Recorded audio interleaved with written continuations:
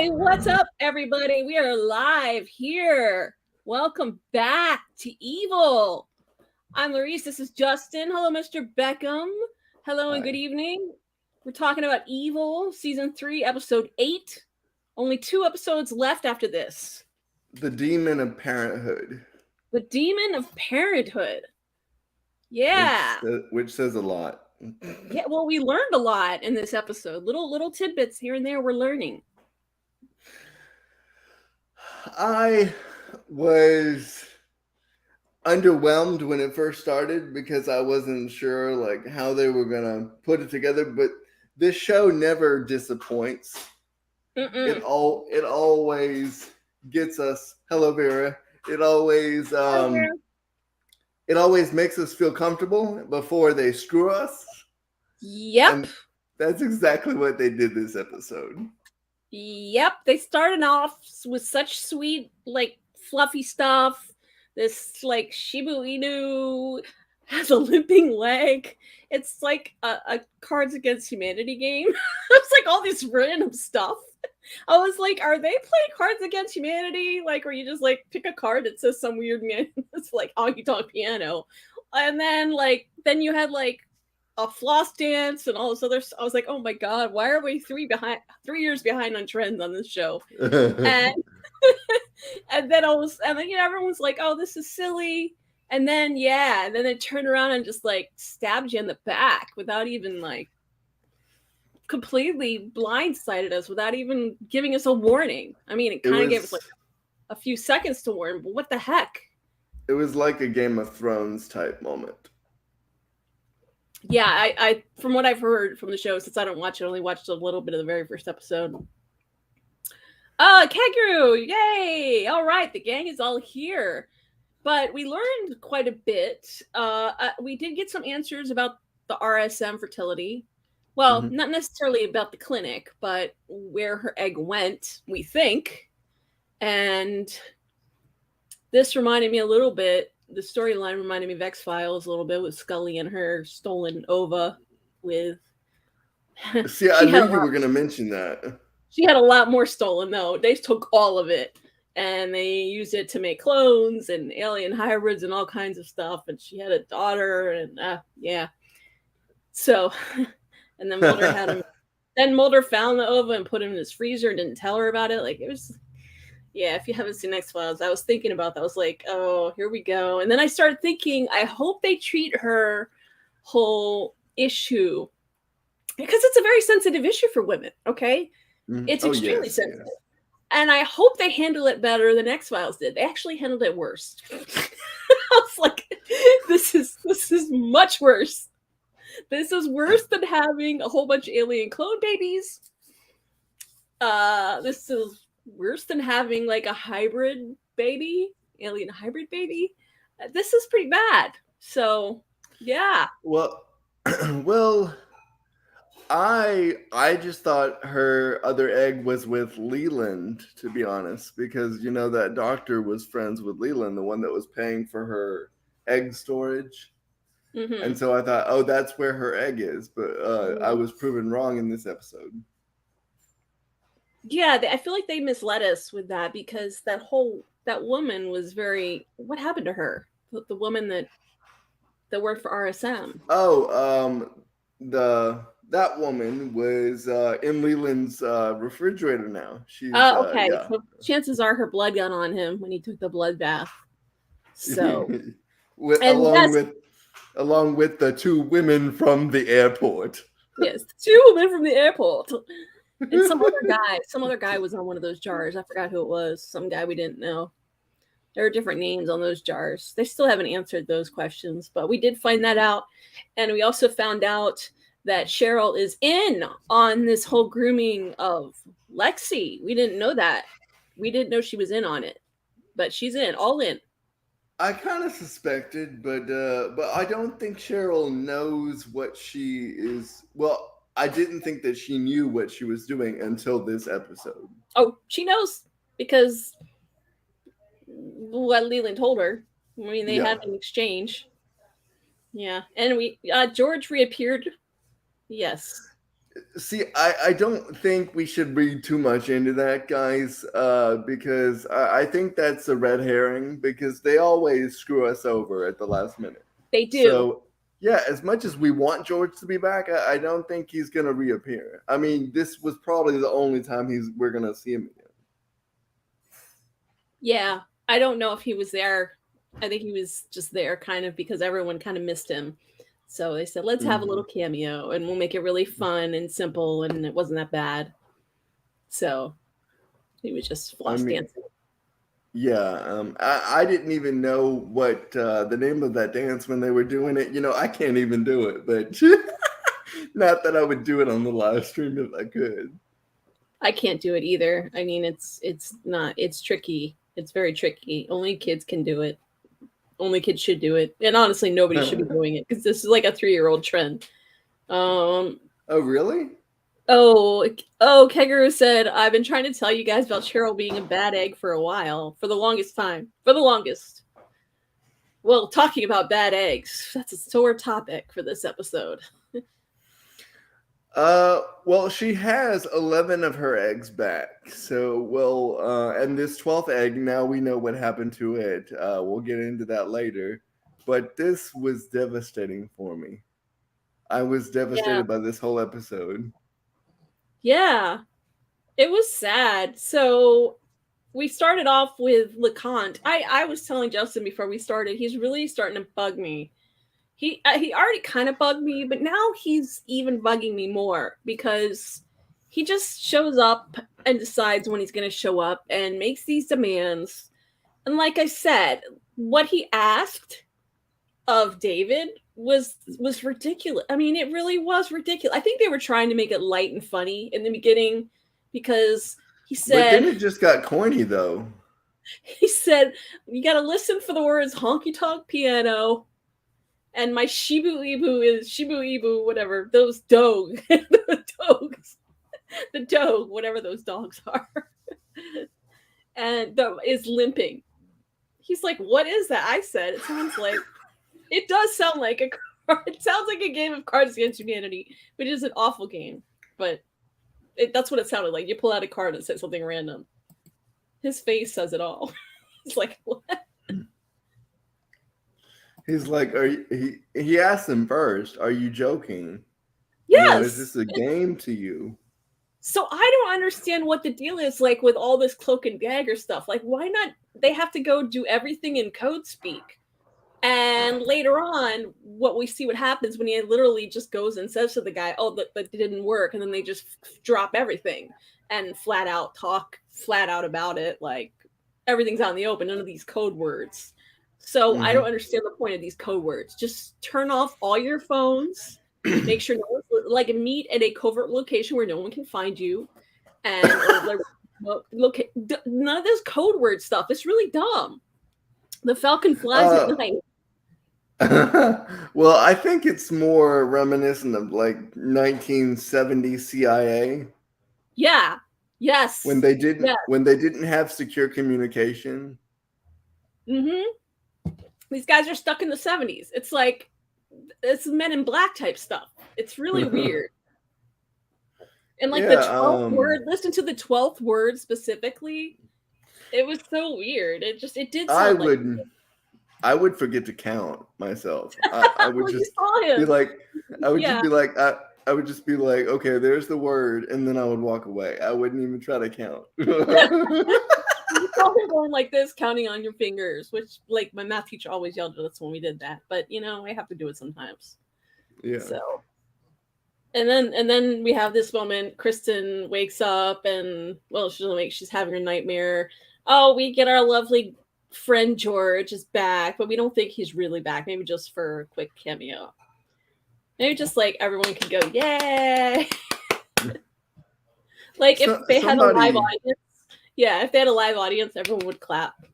Somebody in the group asked a question. They said, is he really naked in that scene? And I was like, no, he's not really naked. Is the actor naked? Yeah, is the actor like fully naked in the scene? No, he's wearing a costume. Well, of course, I know that, and I would expect grown adults to understand that, but I guess not. Oh, well, that's weird. George and Lexi are going to be besties. They already are. They're No. they're vid tap besties. They're doing floss dances. So Kristen doesn't like this. Well, yeah, I mean, I wouldn't want my daughter dancing with a demon either. You don't want to dance with the devil, okay? You don't want your kid dancing with the devil. But it was just obviously a nightmare. But she thought she was over these nightmares. Essentially, she killed off George. So yeah. And now let me ask you something. Did she like wake up in the middle of the night and call David? Because what is going on here? Because it feels like it's nighttime. She was questioning her entire reality based on what LeConte said. I almost called him something else. Sorry, I almost violated the rules of YouTube. I know the showrunners did this on purpose. They named him that on purpose, so that because that name sounds like something else. Yes, it does, and that They is the do. word I wanted to use so bad just now. They Um, they really did. I feel like they named him that on purpose.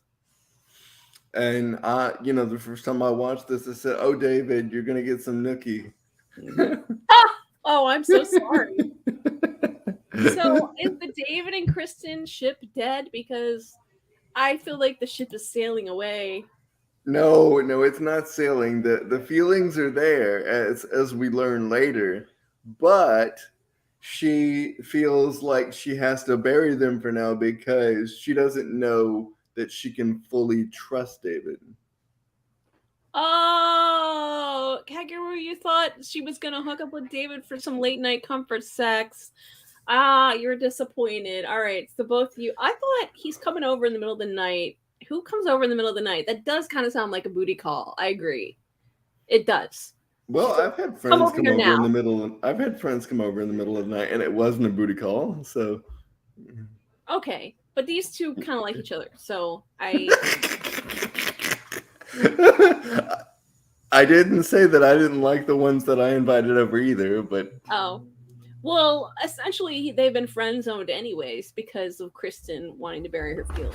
So that's where we're at, these two. mm, But she doesn't trust him. She doesn't trust him now because he's hidden all this stuff, the entity, everything that he's done. But she's hidden stuff from him too. And she oh actually, yeah. she's not perfect. And someone actually left a comment on one of my videos from last season and said Kristen has kind of messed up everyone here by killing LaRue because she's put David in a position where he has to cover for her, right? And her cop friend is also in a position where she has to cover. And Well, also, Dr. Boggs also is in a position. So, all like at least three different people know.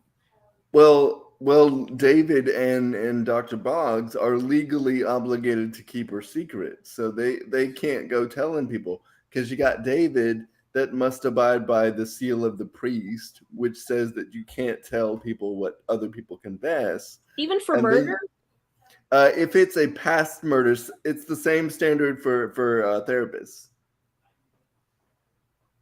if it's something they haven't been charged for, that's If it's a future crime, then the church must tell the authorities. But if it's something that you've done, they can't go and tell people. oh, okay.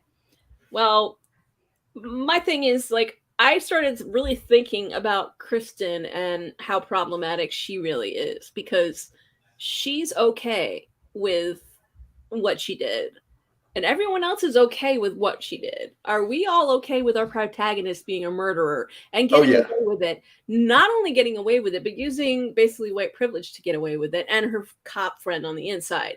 So I started to question whether, like, ethically, I can really enjoy this character as much anymore because she's got issues. I mean, she's a murderer. So, sorry, I went a little bit off topic on that, but I started to think about that a little bit. No, Like, it's okay. but in this I context, who is she to like call out David when she has her own problems?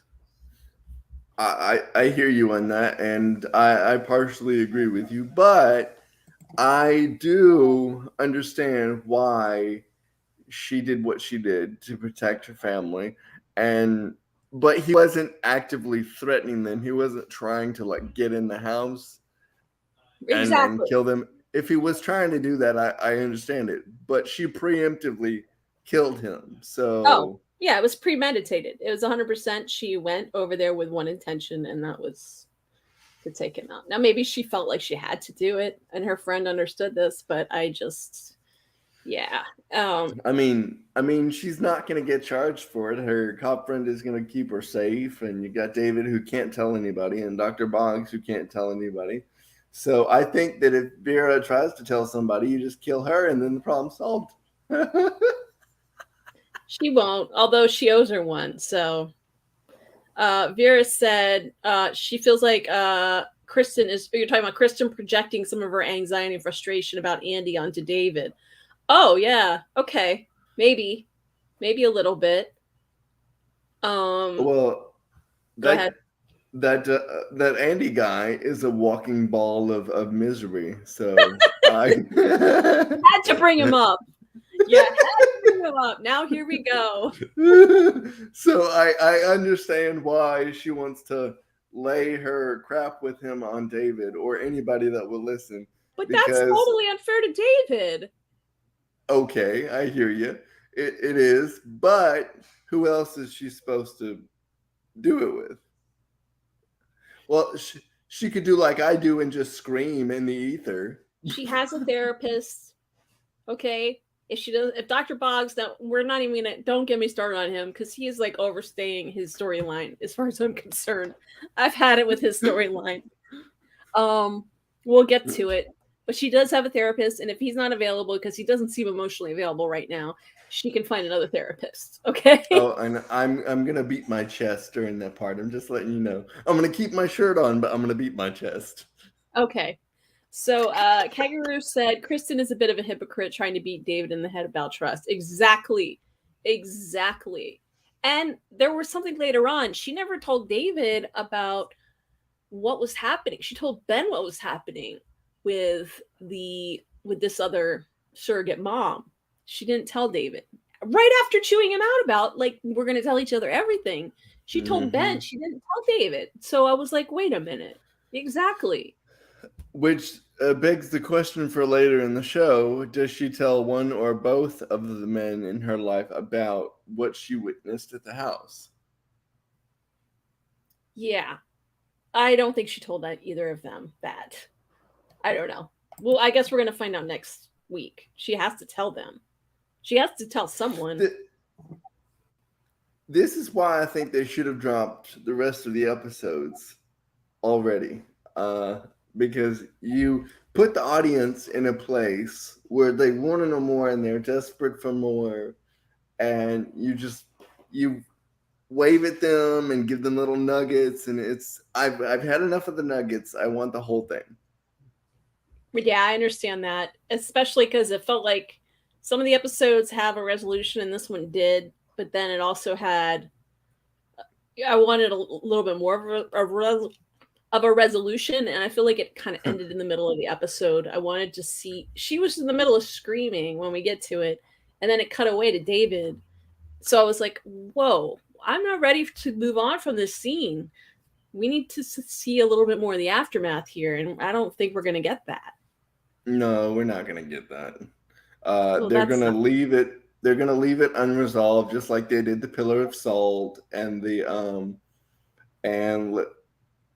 and some of the incel storyline from season 1, where Leland was grooming terrorist people to do terrorist acts. Oh, I totally forgot about that.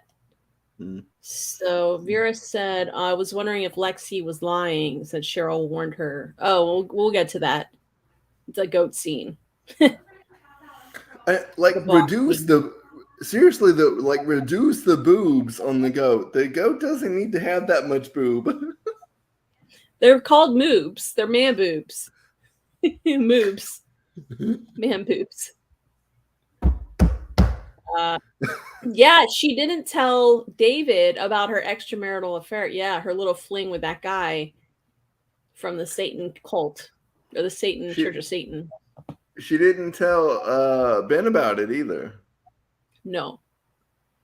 No, but the guy, remember, he said when she went back to have that meeting, he said he told everyone in the room what happened, and she completely laughed in his face and denied it. But I think Ben might have known, because he looked at her. Well, everyone looked at her like, huh? I think Ben knows everything. Yeah, I feel like he's just. I think I agree. I think he knows more. Evie said, "I hate the way they leave certain things unresolved."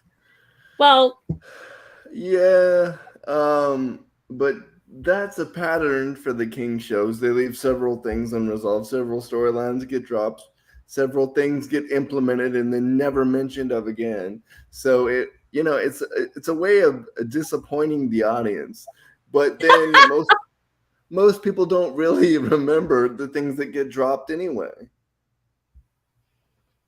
well, someone said, who said? Oh, Vera said, glad they wrapped up the egg storyline. For now, that's something.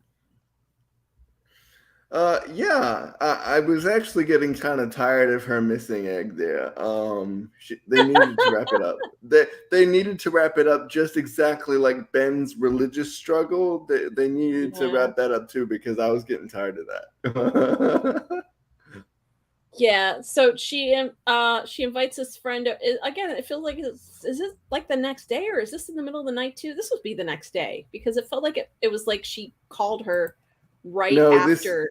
This is the same night, because it hasn't. Normally they transition from night to day, but they didn't this time. So I think that means that it's the same night.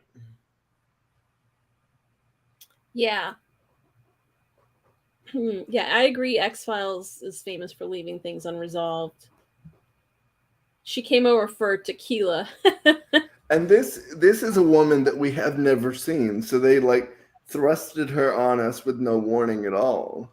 I didn't know what was going on. I said, what? Kristen has friends? Okay. That's new. Because we never see Kristen hanging out with anyone other than Ben and David. And her daughters. And Mira. Who else have we seen her hang out with? No one. No one.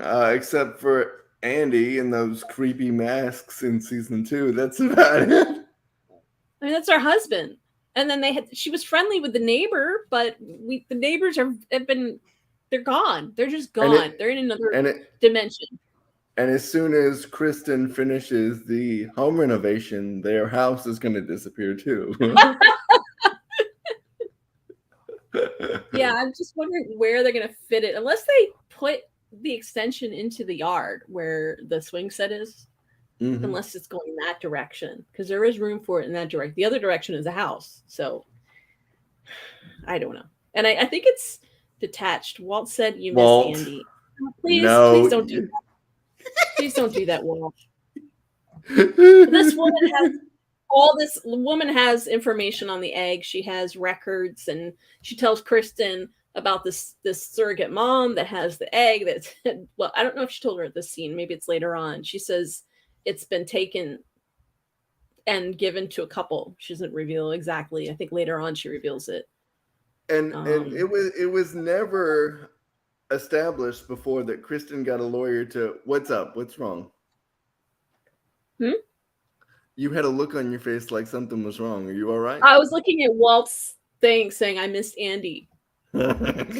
Sorry. Because I'm shaking my head at that. Go ahead. I was gonna say I'm ignoring him so that I don't go off on another tangent, but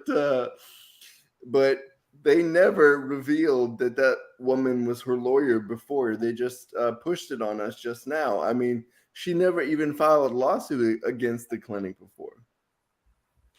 Apparently, this has been happening off screen. She has a friend that's a lawyer. People are winning money or winning lawsuits, getting money from this place, and money talks. So yes, money does talk. Yes. This next scene is with the Monsignor. Go ahead. Yeah, I don't know how I feel about the Monsignor's attitude toward Kristen in this scene. How do you Did feel about David it? did David tell I'm a little bit confused. Did David tell the Monsignor anything? Because he was saying, does she still work for us? What prompted him to say that? I have no idea. I was wondering what you thought. Maybe because she just wasn't there, but she disappears all the time. She'll be in the middle of work, be like, I gotta go. So I don't know. Maybe because she wasn't there for the Yeah, meeting. I don't know. I'm not sure. That confused me. Is I think he knew how disheartened she was over the whole Leland situation. Oh, maybe. And yeah, and maybe that's why he asked that Oh, question because that's the only thing he knows of at this time. yeah, that's true. You're right. Because there's like a whole awkwardness, and of course Ben is completely in the dark about what happened with David and Kristen in the middle of the night, and her telling him she can't trust him anymore. I don't Mhm. know. Oh, you miss Walt. Be I miss Walt too. It's okay. careful what you wish for. We're not trying to ignore you, Walt. I just don't want to go off on another tangent about Andy again. I don't know what he's talking about, Mame. I have no idea. I don't know what he's talking. He said something about Mame. I can't watch this actor and not hear Mame. I don't know what that means. Yeah, this actor was also in um The Servant. Yes, yes, he played the creepy Uncle Colt person. Yes, Oh my yes. god. With the holes in his shoes. Yeah. Oh, yeah, that one. That's another show that doesn't give you any answers. But it's so good though. Except for season 3, it puts you to sleep. Literally nothing happens. They just play scary music during season 3. Oh, so you don't recommend it? I mean, I recommend it because it is good, but the actors are great. But Mm. that definitely, I think Walt checked out. He said, I can't watch this show anymore. Literally nothing's happening except for scary music. I said, okay. So there's these toys that seem to be haunted. They're being creepy. There's like a fairy wand that says "Go to hell" or "I'm in hell" or something like that. No, no, no, it said, oh God, what did it say? See you in hell. That's what it was. It See was you see in you in hell. hell. That's The right. the wisher ball, the thing that you toss around. And I don't Yes. know why I just did this, but it happened. Magic 8 ball. That's what I call it. Although The there's a magic whole 8 ball. yeah. So It they said I'm in hell, yeah. yeah, but like these stuffed animals, I really want them pissed off stuffed animals. I would have to put his face down against the wall so I No, wouldn't I see it like as much. them. I like them pissed off. I like them pissed off. It's great. I want them. I really want them. There's something really funny about that, especially the bear. The bear, pissed off duck, the panda. I love it. You know what it reminded me of? It reminded me of What? those Furbies when the Furbies get pissed off and they get in that really mean mood and their eyes change and they're like, oh, Oh my oh you know what I'm talking about? oh my god! I had a Furby as a kid, and it was No, uh, no. yeah I remember me hungry and Oh, yum yum and no, was that the original Furby? That was the original that Furby wa- though. that was the original, yeah. No, I don't know if they have those on the originals. These are like the newer ones that came out like maybe 10 years ago. And they have multiple personalities. They'll go from being Oh. super peppy.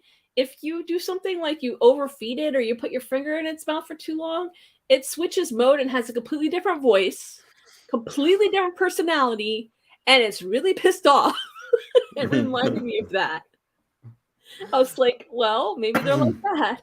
Well, I'm a '90s kid. I did not experience the Furby from 10 years ago. Sorry.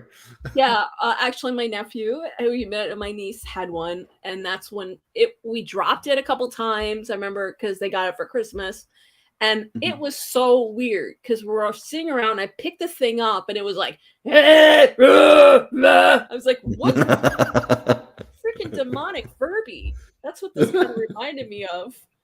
But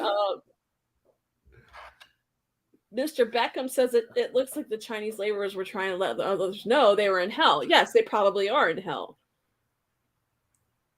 So Well, I don't know. I don't know. I mean, is being in China in hell? Well, probably. Yeah, probably. yeah, um, if you're working for 10 cents an hour and not getting any break, well, those people in those forced labor camps don't get paid at all, even worse. and they're like forced to undergo religious indoctrination. Yeah. Yeah, so that makes sense then. Hmm. And What and Evie says, "I just realized they didn't resolve the toy thing, did they?" And no, they did not.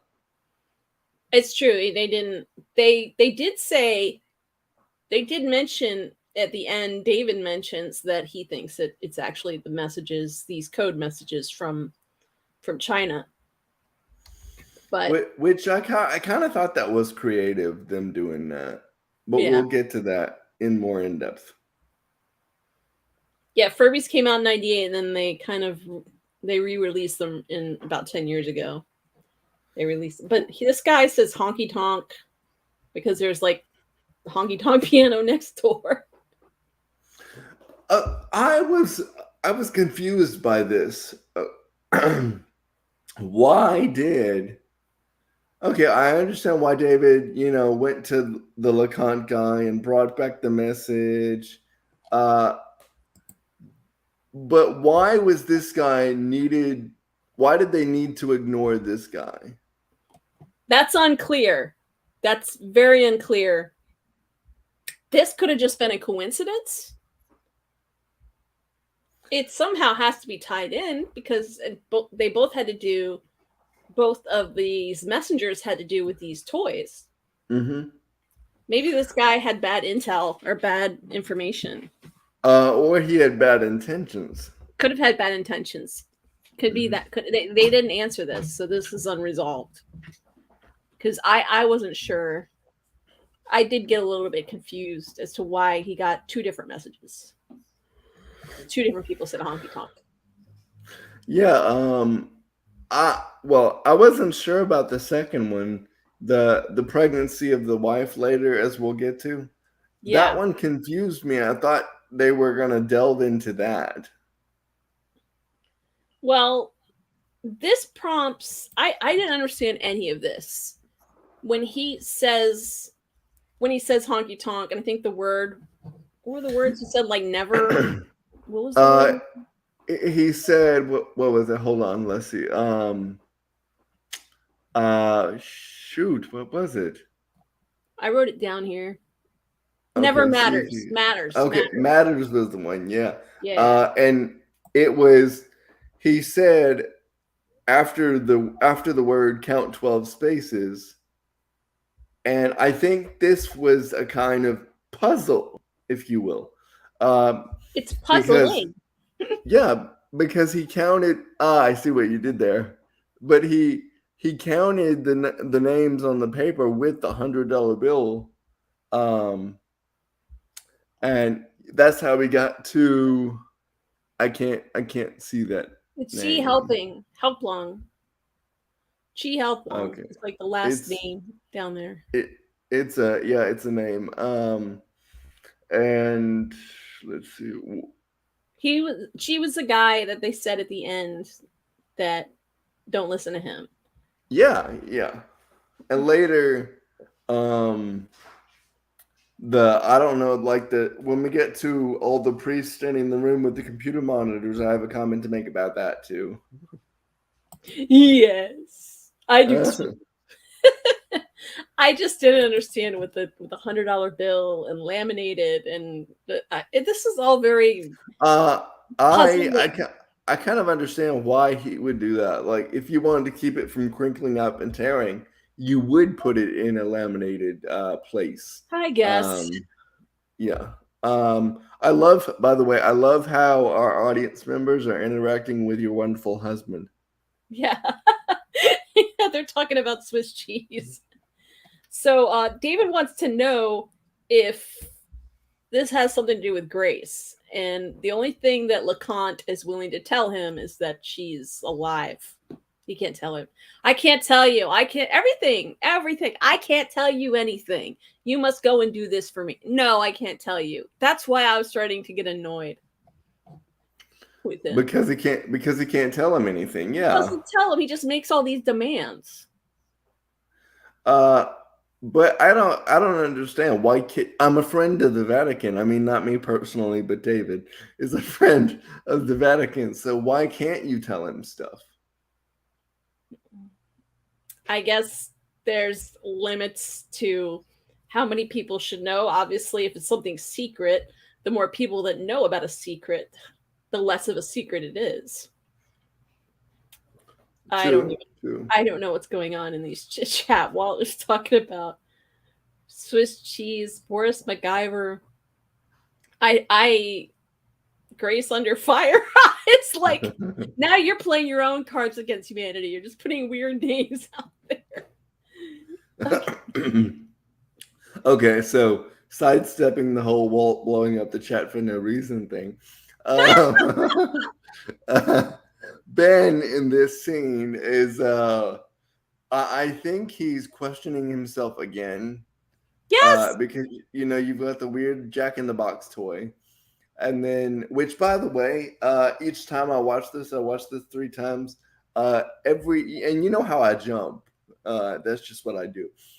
This thing made me do that multiple times. And when the finger fell out of the Mr. 8-Ball here, I couldn't help but scream. So sorry. Sorry, it's a Sprite. It's not a margarita. I just wanted you to know. I'm pouring a Sprite. Okay.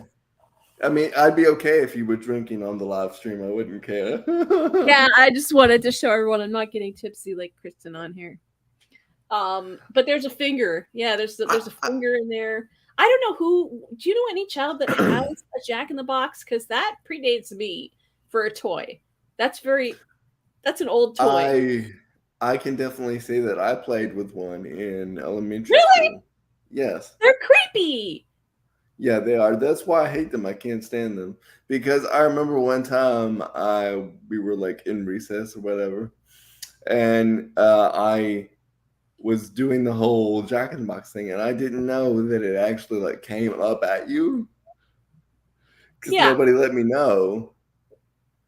And I was on the floor at the time because, elementary school, why not, And so when it came up or whatever, it jacked up, I guess, is the funny term. I fell over on, so, yeah. Oh, no. No, I was on the floor. It was fine, so. Oh, my God. That's traumatic. But, yeah, it is. That's why I hate those damn things. I can't stand them. Well, we knew a jump scare was coming because it wasn't popping up when it should have. So I knew it was coming, and it was kind of funny. So I didn't mind it so much. I thought it was more like silly than scary. That finger, though. Remember when the woman found a finger in her chili at Wendy's? Was that real? That was real, wasn't it? Yeah. I don't want to think about that. That happened. Don't, be careful about your chili. You might. I guess it's better to find it in Magic the 8-Ball than find it in your.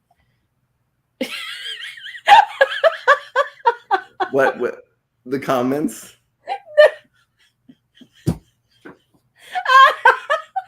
I was gonna say it's better to find it.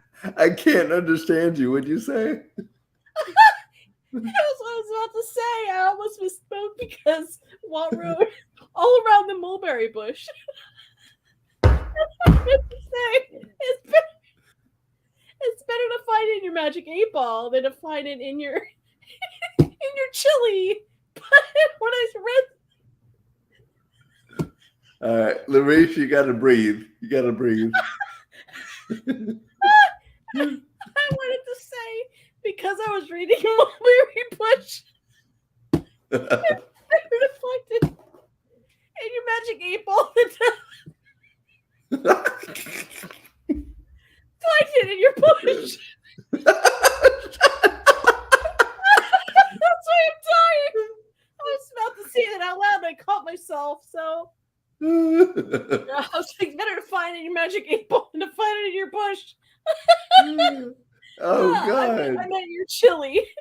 Oh, I am so glad he didn't say it, but now that I did say it, I'm laughing. Sorry, I get tears coming out my eyes. It's so funny. This is Walt's It's okay, fault. no problem. No, it's 100% Walt.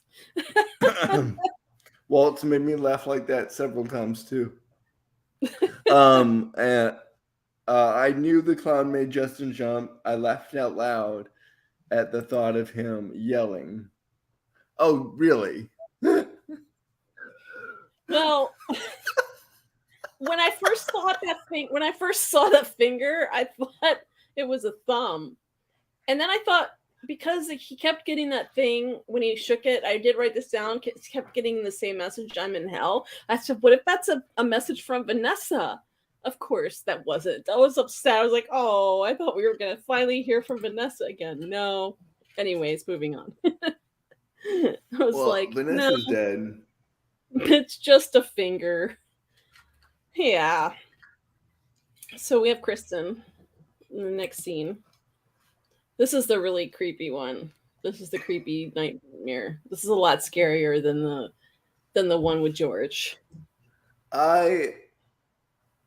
Well, you'll probably disagree with me here, but I think they need to stop with the whole sleep paralysis thing. Oh, really? You're tired? You're done with that? Hello. Yes. Abandon it. Oh my God. I like the design of the demon. But the whole whipping the boob out thing and trying to feed the demon, that was a little bit much for me. I was worried it was going to bite off her nipple. I was like, oh, have you seen the teeth on that thing? I wouldn't do that. I was like, ow. But she was very sad. And once she picked it up, this thing is, I was like, what am I even watching anymore? What? Yeah. I have to. I don't know what I'm reading here in the comments. The comment from Walt about Vanessa. Vanessa. Oh, I'm gonna leave that. Let's not repeat that.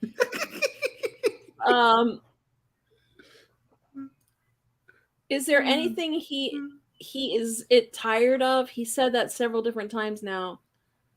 Who? Oh, you mean Justin? Oh, okay, yeah.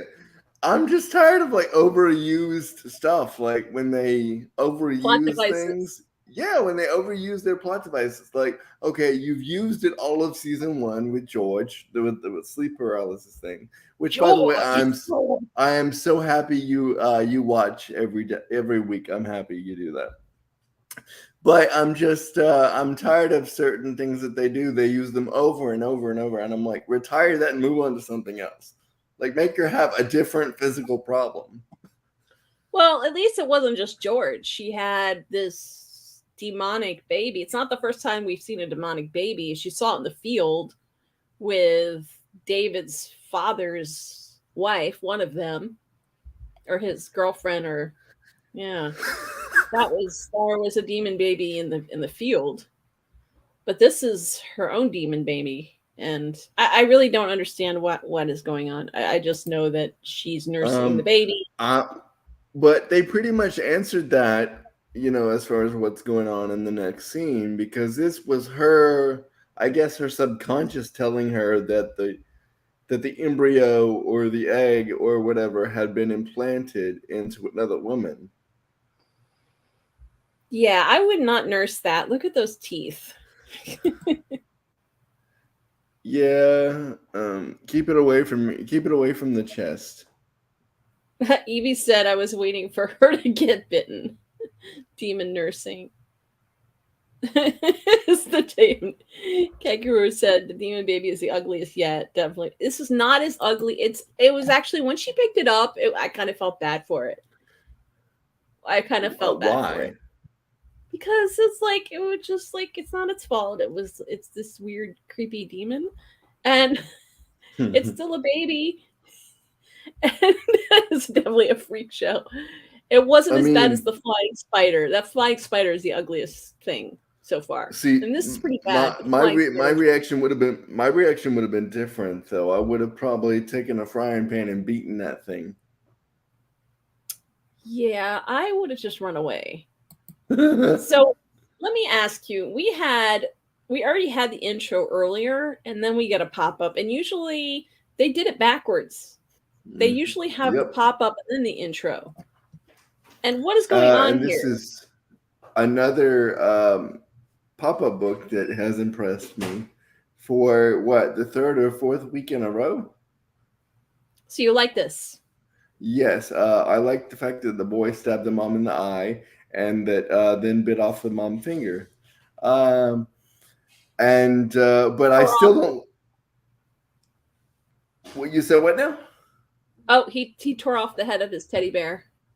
Yes, and tore off the head of the teddy bear. But I think they need to choose between one or the other. In I terms agree. of, yeah, which intro do you want? Do you want the book or do you want the actual theme song with the whole credits and everything? Like I'm starting to like the intro with the hands because you can skip it. And there's something on this that says skip this if you want to be haunted or someone said that. I never skip it, so I never noticed it. But there's Um, skip intro if you want to be possessed or something like that. Someone in the see, group I pointed. see. I must be possessed by several different demons now because I've already skipped it several times. So here's what I suggest: they put the music and they do the credits, and then they show this during the song. Exactly. Oh My, my God. Yes. you hear that, But producers? If you're watching, I'm gonna ignore Walt. We're gonna move on because I don't know what's going on. one of the white hands is in a okay. All right, I we don't know got what it. where did he even come Uh up with he's talking about the black hands in the intro. that? Wait, no. I thought you were Wait, talking no. about the pop up. He says white hands here. And okay, I don't understand what he's talking about. I don't All know right. any of that. Yeah, we're gonna move on. So cut back to Kristen talking to the lawyer lady, and she informs her that this egg has been implanted into a woman, and there's a couple that's expecting a baby. So this is upsetting news, and yeah, maybe precognitively she had sensed this in her Mhm. dream, and like you mentioned, was in her subconsciousness. Obviously, clearly, this is very disturbing news for anybody because they've not only taken your egg, but now, well, it's someone else has it and is going to give birth to it. I would like to add something about that in these bedroom scenes where she's waking up and you Right know there. they have her doing that a lot Mm-hmm. where she just wakes up in the middle of the night. I don't think she's wearing any makeup in these scenes. I don't think she's supposed to because she's technically in bed. She probably has a little bit of makeup on because you don't do a scene without makeup, without hair and makeup department. So, No, and you don't hear but people doing this either. the makeup has been done professionally to make her look like she's not wearing any because you've gone to bed. Yeah, but However, go ahead. oh, okay, sorry to interrupt you, but you don't normally hear or see people do this kind of thing, even in bedroom scenes. They wake up with lipstick on and with the best makeup on, and here Yeah, she's actually you know, they're doing it traditionally, the way that it should be done if you're a normal human being.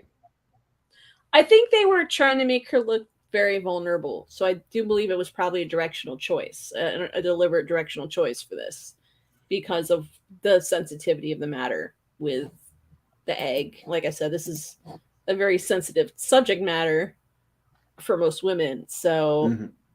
Yeah. That it's And see, I think it was a definite intentional choice. And they probably that's filmed all the scenes at once, like all the exactly, yeah, all in one take. Like they don't do them in chronological order, so it was probably all done. exactly. Yeah. But as you've said before we started rolling, they often do things. They often take events from our surroundings. So this is something that I heard actually a lot about in 2021, um, when we were in the thick of the pandemic, where women were going through in vitro fertilization more than they are now. So for some reason, I was reading about that, Oh, and for really? some reason, yeah, and for some reason, it was higher last year than it is this year, and it was higher. I'm sorry, lower in 2020 because everybody was locked down during the pandemic. So I guess That makes people were sense. having more sex in 2020 Yep. because of the lockdown. Oh yeah. I'm sure there'll be a lot of babies, big baby boom, Oh yeah, and for that. but but one thing that you can definitely expect from the people who create this show, Robert and Michelle King, is that they always take the reality of what is going on around us and they put it in the show. So they're going to talk about things that happened earlier this year, monstrous things that, of course, I'm not going to cover here on the stream. If you want that, you can go to my Twitter. Yeah, me too. My TikTok. Although my TikToks have been kind of shadow banned because I guess I talk too much about that stuff. I don't know. Um, the episode has a Keguru said the episode has a Rosemary's Baby. Yeah, I thought that too. It has a Rosemary's Baby vibe. I, yes, yes, or The Omen. I was thinking The Omen too. I Um, agree. Yeah, I definitely agree. But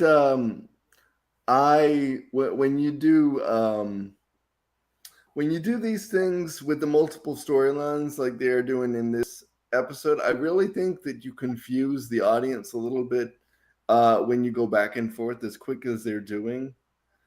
I mhm. like it, but I just think that it confuses some people. Yeah, you have to be careful with having too many storylines happening at once. And what was interesting about this episode was the her storyline. The case storyline took a back seat to her storyline. So literally the case is her storyline. So like Hmm. her case is the main storyline and the actual case that they're investigating is almost like a secondary storyline. However, it all ties into David and the entity in the end.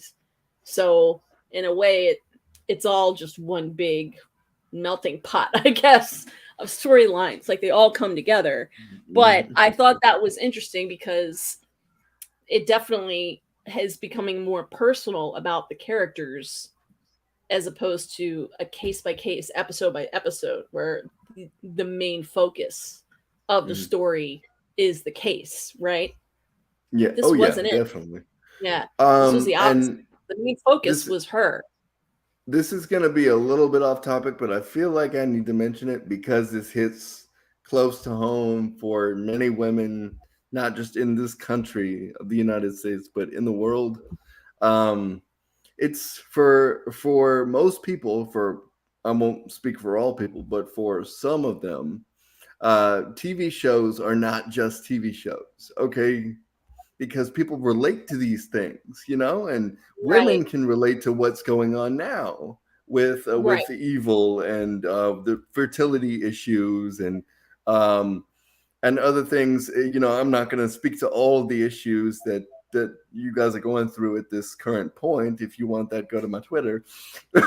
But it these they watch these shows and they find comfort in them, and a lot of women are in our group discussing these hard issues that are difficult for them to talk about, and Yes. I love Well, having that's a why it's safe truly space for horrifying. them. Yeah, exactly. It's And horrifying. I love having a safe space for them to discuss those things, though. It was absolutely horrifying when we get to the very end, because that is, I mean, you hear about stuff like that, so I was, Mhm. wow. I was, yeah, we'll get to that. We'll get to it. But so she talks to the lady, and like I said, the next scene, yeah, I think there's definitely someone here said the lighting they use, they put some makeup on. They all have their own hair and makeup people, so they purposely did it to make it appear that she wasn't done up. You know, it was very Mhm. specific. Well, in makeup or no makeup, she's still hot. So I agree with that. yeah. I am getting tired of that little topsy turvy thing. I have to now. Now it's my turn to say I'm tired of something. This storyline with Dr. Boggs is taking up too much space, and it's becoming a little bit milk toasty. Nothing really happens. Nothing really happens that's new. You are sounding like me, Larice. No, nothing happens. What happened? He was supposed to shave off Sister Andrea's head, and he didn't. He just got hair from the drain, and Leland is okay with that. Like, oh, forget it. And Well, this has no, changed because go ahead. no, Leland is not okay with that because remember, he confronts him about it here after I can't forget if it's here or in a few minutes. I mean, I can't remember. I don't know why I said forget, but I can't remember if it's here or in a few minutes where Leland comes in and confronts him about the hair not being from Sister Andrea's Yeah, there head. it is. Yeah. Oh, it's right here. Okay, I love you for that. um, and he says, "Was this from Sister Andrea, or is she going bald?" And he said, "Oh, it's from her drain, and you didn't tell me that I couldn't do that." And so he still offers him an opportunity to get his muse back. It's just in a different way where he technically doesn't harm anybody but himself. I who okay. Who wants to get possessed? I guess I think we talked about this last week. I guess certain artists, usually musical artists, Mhm. they have been known or rumored to draw upon certain rituals. I don't know if necessarily mm, demonic entities, but some type of occult Mhm. sources. However, it usually does not end well for them. It has not ended well for them. So, in general, you do not want to go looking for this stuff ever. I don't Well, understand him. I understand why people find comfort in religious objects and religious teachings. Those who focus on the loving side of religion, and there are many loving sides to religion. Um, but you know, even the people that believe in Satan, they don't actually want to hurt people. So this is a at least the ones that I know, the ones that I have known, don't want to hurt anybody. You know, so I think it's just this is a darker type of spirituality that Leland has dipped his toe into. It's not necessarily Satanism, but it's something else. He's trying to get possessed. They're literally having rituals to try and get possessed. That's more than dipping your toe in. That is like basically making yourself vulnerable and open to having someone come into your body. That's horrifying. Why would you want I that? I agree. I agree. Some Well, sinister entity? You're making a deal with the devil. as Yeet. a as a as a person that has cursed out multiple religious deities in his life, I can tell you that I have not been harmed by either one. So, but I don't understand why Dr. Boggs is doing this. I don't get it. I mean, I thought he was a smart dude, but No. I just don't see it anymore. You beg to differ. What do you beg to differ? I need to know.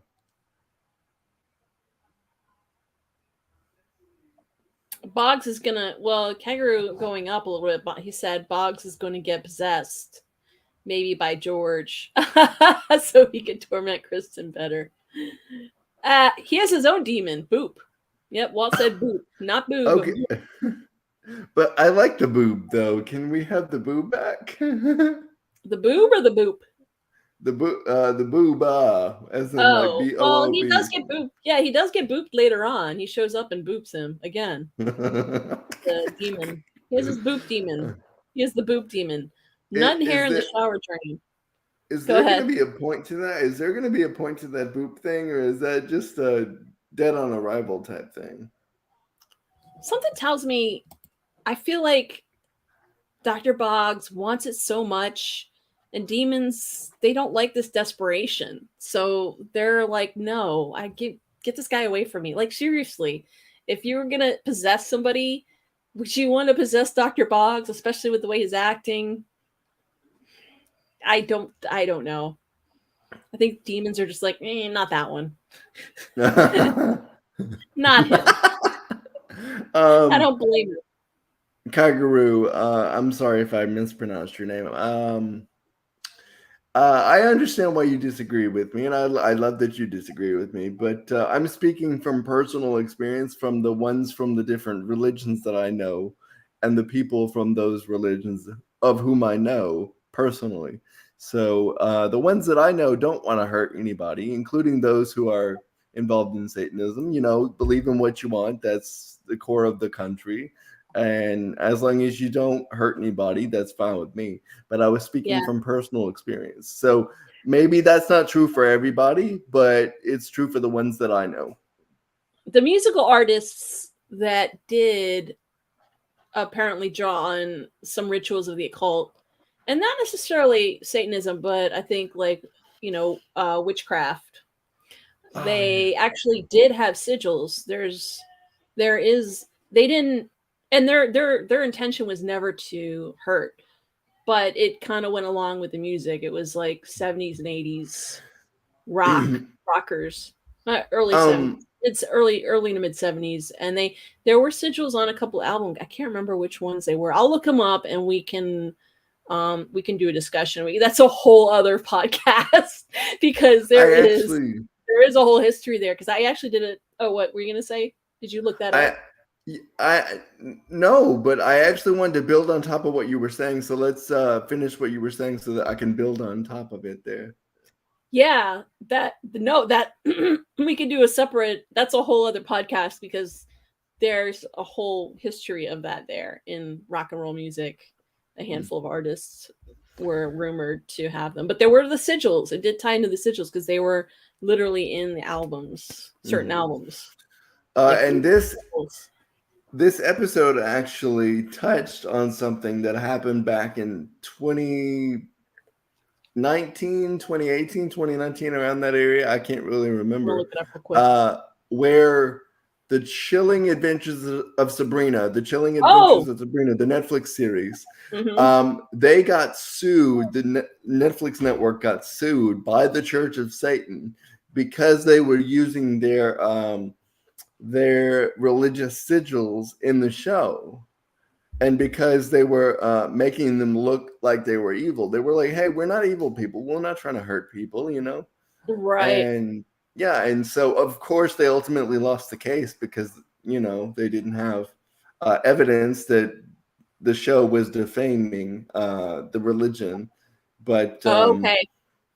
but that was a wonderful example to the fact that these sigils do influence people. Yeah, so there are a lot of rumored artists, like from the Beatles to the Stones to Led Zeppelin, Alice Cooper, Black Sabbath. There are a lot of dark arts that use spells, Mm-hmm. and oh my god, if you just do a rock and roll artist that use the occult, if you do a search for that, there's tons and tons. Oh my god, there's like books about it. It's crazy. We could do like a whole separate thing, a whole separate video on that. And Robert Fulton made a deal with the devil at the Crossroads musical fame. They did an 80s movie about it starring Ralph Macchio. Oh, really? Oh yeah, Crossroads. I never saw that. They did a movie. That's what Crossroads about. I remember hearing that movie, but I never actually watched it. Yeah, I don't think I was a big enough Ralph Macchio fan to go and watch it because it looked too adultish because I was a kid at the time and I was like, I want to see Karate Kid. I mean, this looks too adultish, so I'm interested in it now. All right, moving forward. We've got a little bit off topic there, but it ties into the show. So they go and they meet with this couple, and this couple seems like completely clueless. They're just as much victims, or we Mhm. believe, we're led to believe they're just as much victims as Kristen. And I told myself, I when I watch this show, I have both emotional and physical reactions to the stuff happening on the screen. And so like I scream out loud during scenes and all that stuff. So yeah, You've got to it's see the camera so we can see you react to it. Set up your iPhone and then react, and I'll upload little shorts to the channel so people can see that. But just on you, so we don't get copyright issues. okay, no problem. I'll do that. But I cried a lot in this episode. I really did. I had a lot of emotions because with people experiencing fertility issues, not just women but men as well. Um, Yeah, and then combining that with the horrific crime that he commits at the end, it yeah, just I sobbed at this episode. yeah. That was. I keep saying it was rough because I wasn't ready and I didn't see it coming until like the very end when she started to approach the house. We'll get to all of that, Oh, but I started crying right when she got the phone call though. Like, oh, you knew something was up. yeah, Hmm. Well, I did notice that these lawyers seem a little bit protective, so I thought maybe they were maybe in on this with RSM folks because I no, thought the lawyers seemed a little bit protective, and then that's the what lawyers husband are supposed to chases, do. I guess, but then he chases her out, and they were leaving subtle hints that he was the problem, but I guess I just didn't pick up on them enough. I should have known something was up later on when she said, "I can get you help if you need it." I should Mhm. have picked up on that because that right there, I chose to kind of let go. But then later on, when what happened, I was like, oh my God, of course. Oh. Are you trying to give me a heart I attack? scared myself. Sorry. That is awful. Yeah, they're talking about crossroads. But he tells this husband, the husband chases Kristen out, and he tells her that he listened to the heartbeat of the child and he heard growling noises. You know what? Mm, Maybe your wife had gas. You ever stop to think about that? Because my stomach makes all kinds of noise. That's like, mm. really? You got a pregnant wife? I heard growling noises. Maybe she was hungry. She was Are you probably feeding her hungry, enough? or the baby was hungry. Who knows?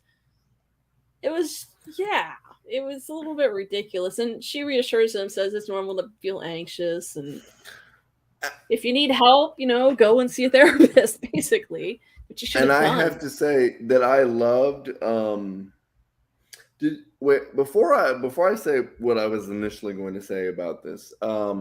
Did you experience any flickering with the lighting on your screen during the show? No.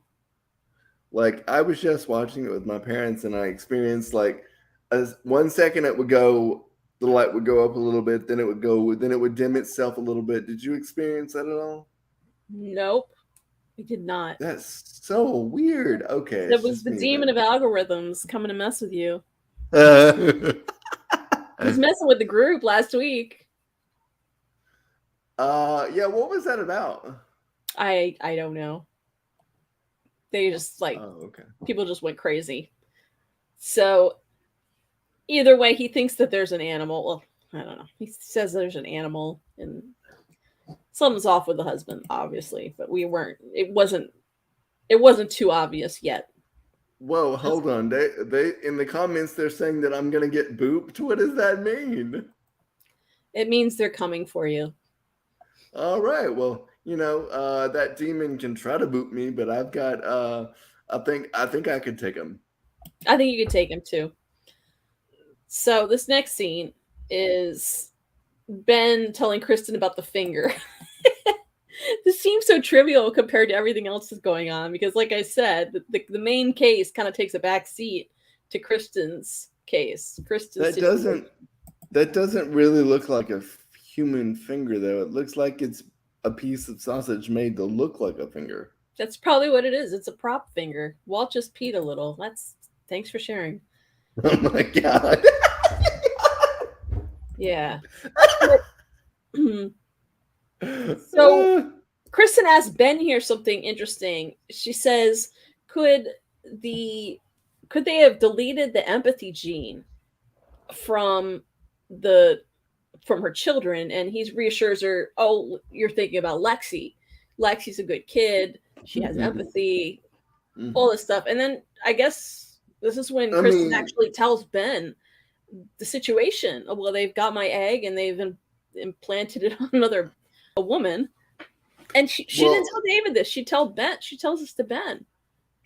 Technically, we don't know that Lexus has empathy because she's never displayed any empathy at all. Okay, but she seems like a normal kid. Doesn't seem to be evil. For all, this is just Ben's opinion. And I mean, to be fair to Lexus, some 12-year-old kids are emotionally muted until they get older. So most are. Yes. It's a very difficult, traumatizing time. Mm-hmm. So, but I love how the clown box goes off again. I was ready to throw that out the window. You weren't happy with that. No. You remember? It reminded me. Remember the Feliz Navidad. They love their little toys. They love their little toys on this show. That little thing though. They love their little pop-up toys. Weren't you watching TV? Weren't you watching it on your phone in bed and Walt was asleep and you had headphones in?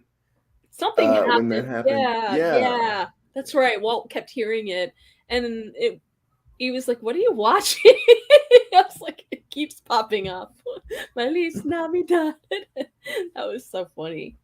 Yeah. But then I don't know, I was kind of starting to ship Ben and Kristen here a little bit. I don't know why. I think it was like the shoulder touch that made me think, oh, maybe those two would be better for each other than David. Because David's a priest. And no. The unattainable. Church. The unattainable is always the most desirable. Yeah, but Ben is better. Like he's more in line with her thinking, and he's sensitive. He's more emotionally available too. I don't know. But Ben says nature versus nurture. I wrote that down, and then she tells her that is that a friend speaking or is that a scientist? And he said, I guess both, or because he's just trying to reassure her, I guess. It would never work with Kristen and Ben because Ben is attracted to crazy women. That's true. She's too normal for him. Mm-hmm. I don't know though. I think I don't think he would turn Kristen down. Oh my god! Did you read the latest comment yet? Wow, Ben ain't man enough to. Oh wow! You may be right. Larice, do not encourage that behavior. I don't know. I something about Ben is like he's just so. You're attracted to crazy broads too, Justin. I have to agree with that statement that you just made about me being attracted to crazy broads because I've had 2 crazy ex-girlfriends. So, yep. That sounds like a new TV show. 2 crazy ex-girlfriends. Don't do it. Anyhow, there was the shoulder touch that kind of made me think, oh, that would be cute. There it is. There was a shoulder touch. I thought that was a nice touch. Literally a nice touch. I was talking figuratively. At least he didn't pat the shoulder though. Patting the shoulder would have been like, oh, he feels pity for you or something. No, he was genuinely worried about her. And they got a call from David, and they go to meet this guy, and he's the guy. He's the one that has the code, the right code. What is this toy? I'm so confused. It looks like a It's a Ouija board. Roomba. It's a Roomba. I don't Yeah. understand. It's a Roomba. So the Roomba's possessed, well, supposedly possessed, and it keeps spelling out Satan. Well, it didn't actually do it. It was all a hoax, though. It was all not real. It was Yeah. made Okay. up. Yeah. Yeah. Yeah, that makes sense. And then and then the wife screamed, and she's Yes. pregnant. Yeah. And But, it's also an act. It's all an act. mm-hmm. It's all an act because he wanted a Roomba Ouija board. It's all an act because he wanted to say the honky tonk line. But I have to say, I was impressed by how I was impressed by how he got them there. I mean, the church would believe anything at this point. I mean, they don't even check to verify anything. They just send the assessors there. Yeah.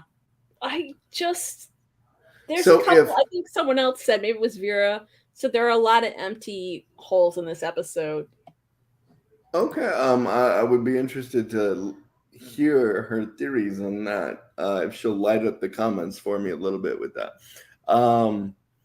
But how do you know that somebody is not going to abuse the the trusting nature of the church at this point with the assessors in the terms of them going to places? How do we know that one of the people of Leland's people won't just make something up and have them come there just to kill them? We don't. We don't know that. I mean, they need to start carrying weapons, honestly. Well, I think to a certain degree, the priests or the Monsignor probably vets them.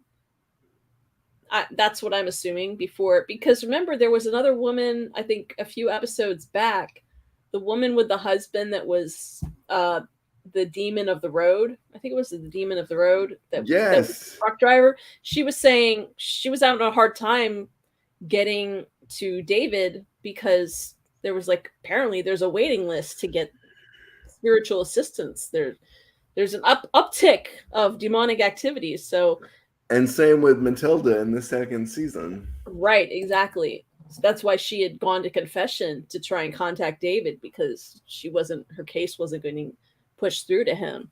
Mm-hmm. So I guess they're vetted and evaluated by the church and kind of put in a type of triage. I guess there's like a triage order, maybe, I don't know, of which case is more prioritized, or maybe they go in order as they come in. I don't know if there's a case that's a little bit more pressing, more dire. To me, these toys don't seem like a very pressing case at all, because no, they're not. They're not hurting anyone. Nobody's dead. I mean, someone lost a finger, but that had nothing to do with. Was it milk toasty to you, that toy storyline? Well, that's why I think it was taking a back seat, because it was like a secondary storyline to Kristen's. We had to really focus on Kristen in this episode, which I liked. A lot of these stories as of late haven't gotten resolutions, because we have the story from last week that didn't get resolved with the crazy chick from the farm and the possessed boyfriend. That wasn't resolved either. So what are they doing not resolving these cases? I think it's because they're starting to kind of switch places with the main characters' cases. Like the main, they're kind of switch places. The storylines are being pushed more to the forefront, that the actual characters are having, like, we would normally call these, in X-Files, we would call those mythology episodes, but they would always be separate. Like, you'd have a episode that was 100% about the characters, and there was no extra case on top of that. Yeah. And then you'd have an episode that was a monster of the week, and that was a case episode. Here we have some monsters of the weeks kind of in the background of the actors' storylines. So there's a lot going on though, because we have a storyline with Cheryl and Lexi. We have a storyline with Cheryl and Leland. We have a storyline with Kristen and this fertility, and then we have the toys, and then we have David and the entity, and then we have just Ben, who didn't really have anything this episode. He just was there playing with toys. He had like 3 or 4 scenes playing with toys. That was it. So he didn't really have anything. And we have an audience member that says that's 2 milk toasty episodes thus far. Yes. Yes, I disagree with that statement. We didn't have 2 milk toasty episodes. We had 2 milk toasty there was elements of the stories that were milk toasty. Secondary it's not like Yes, it's not like Z for Zombie where the whole thing was milk toast. Yes, it was just the cases, 2 cases that were kind of milk toast-ish. 2 different cases, because the case from last week was the cult, and the case from this week is these toys, which is definitely milk toasty. Walt said 1 more milk toast and we get tres leches cake. Okay. You're always thinking about food, man. So David goes. I want a piece of cake now. Oh, me too. I don't have any, unfortunately. So, before we get to this, David actually, he goes running to call the guy, called Dr. Michael, the veterinarian, and says the line, my Shiba Inu is the dog, the Doge dog is limping. What was the word again? Ignore. The word was ignore. Yes. But he didn't say it on the phone though. He waited until the LeConte guy got there. No, I think he said he called the guy, and then LeConte called him back and said, "No, that was later. That was much later in the episode." Are you sure? Oh yes, I'm very sure. Because go back to the last screenshot. This was the part where David wanted to speak to LeConte about the ignore. Okay. And then later he went back to the house with Kristen and Ben. And the guy told him, or he told the dude, I don't even know if they gave us the dude's name, but I like the dude. He's cool. But anyway, so he said they won't take your message. They don't believe you. And the guy said, if they don't take my message, then Grace will die. And so that is why he gave them that extra word later on in the episode. That's right, because he tells him, just don't worry about him. He kind of shuts him down. That's right. Mm-hmm. So then Leland and Dr. Boggs are at this place with the guy. People are chanting, and they're trying to summon demons and then expel them from their bodies. I don't understand why they would do this. Again, they're stupid. It just seems like not a great idea. How can Dr. Boggs, a sensible man, look at this and say, yeah, I want this? Or maybe he just wants to observe and write it down. Either way, it doesn't seem like a pleasant experience. Sorry about that. I kind of hit my desk with my knee. I apologize. I thought you farted. I was like, oh my God. I was like, what was that? No, I have a glass desk, and sometimes I involuntarily, my legs kind of freak out and hit the desk, and it makes a noise on the microphone. So sorry about that. No problem. And I think this was all staged for Dr. Boggs's benefit. Oh, really? Yes. I think it was all an act to convince Dr. Boggs. Yes. I didn't even think about that. They could have taken the blood capsules that they used in the Great Heller episode and put them in the mouth like this and chewed on them, and then done that whole spitting thing. This could be an act. I mean, we didn't see anything pass through the guy. No, well, I don't think he was actually successful in getting possessed. Mr. Beckham, was that a fart? Beg your No, pardon. Miss. No, The Mr. next Beckham. episode is going to be the demon of the demon of the bowels, the bowels of hell. No, With Mr. Beckham. justice, That was not a fart. And no, we're not gonna have an episode named that. the demon of the bowels, the bowels of hell. So yeah, I don't know. I think he was trying to be possessed, but he wasn't successful. I don't think any of them are successful because they're too desperate to wanting something, and that desperation maybe just, when you want something, that's how it works. When you want something, you don't get it. So I don't know. I just thought it was bizarre. And again, I'm really kind of over Dr. Boggs at this point and his Oh, weird really? writing. Yes, because it didn't go anywhere. He just went, he Oh, witnessed this, and then he's okay. So Leland is mentoring him. mhm. I can't with them. He's completely lost his mind. He knows Leland's bad news, and Do now you they're have a BFFs.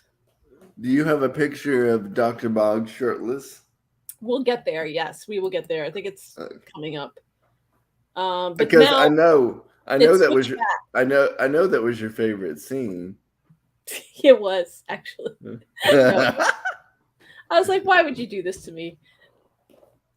So then this is when LeConte comes to David and says, well, you've been very helpful. Bye. And he won't tell him anything. It was so, again, really annoying. Like, just do your job. I don't like his attitude. He's, No, he's nonchalant and brushing David off like he doesn't yeah, mean anything. it's, it's getting to be a little too repetitive, as you might say, because he keeps telling him the same BS. We can't tell you. We can't tell you. As you mentioned, he's already Yeah. he's already in it. You might as well clue him in exactly as to what he's doing. I mean, what if he's engineering all these evil acts? Yeah, I know. I thought about that too. What if So, this LeConte guy is the top manager? yeah, he's a double agent for all we know. David doesn't like this, but he's saying, "Well, yeah, thank you for your service. I'm going to leave." I he's frustrated, and understandably so. I don't blame Mm. him. He's about had it. So,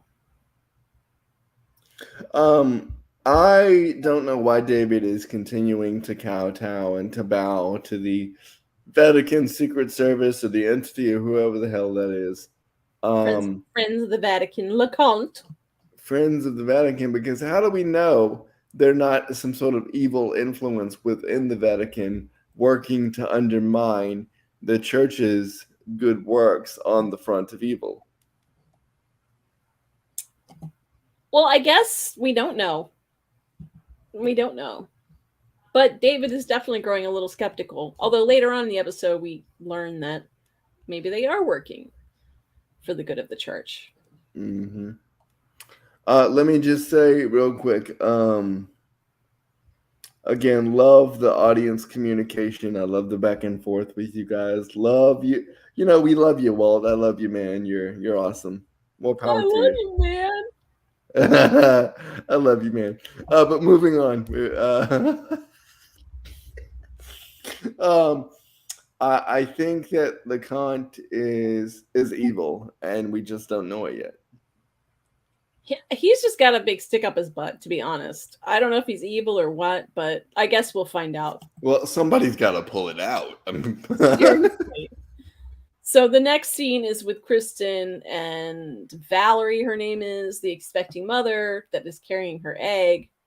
And now looking back at this, it makes me very sad because she says Well, I'm okay. I'm doing fine. It's my husband that is kind of feeling a little off here. And gosh, she was right because he's out in the backyard being weird. Mm-hmm. Um Mm-hmm.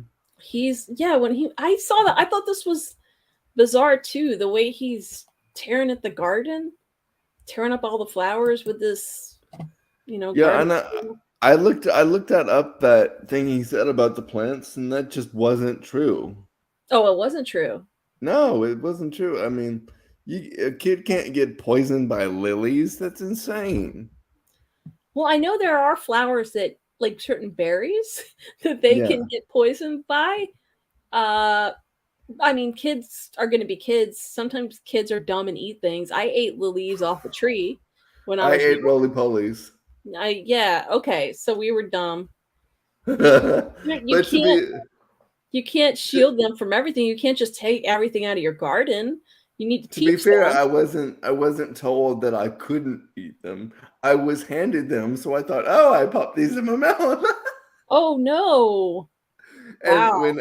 when they were crawling around on my tongue, I spit them out. Yeesh. Well, he's got the murder weapon and he's digging up the garden, all these flowers. I thought I should have known because I saw the way he seemed very angry and stressed.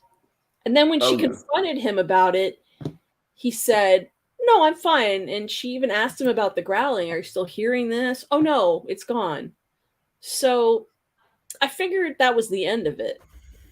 Oh no, I figured that it was probably like The Shining, where he was just gonna get crazier and crazier until he finally snapped, and that is what happened. Yeah.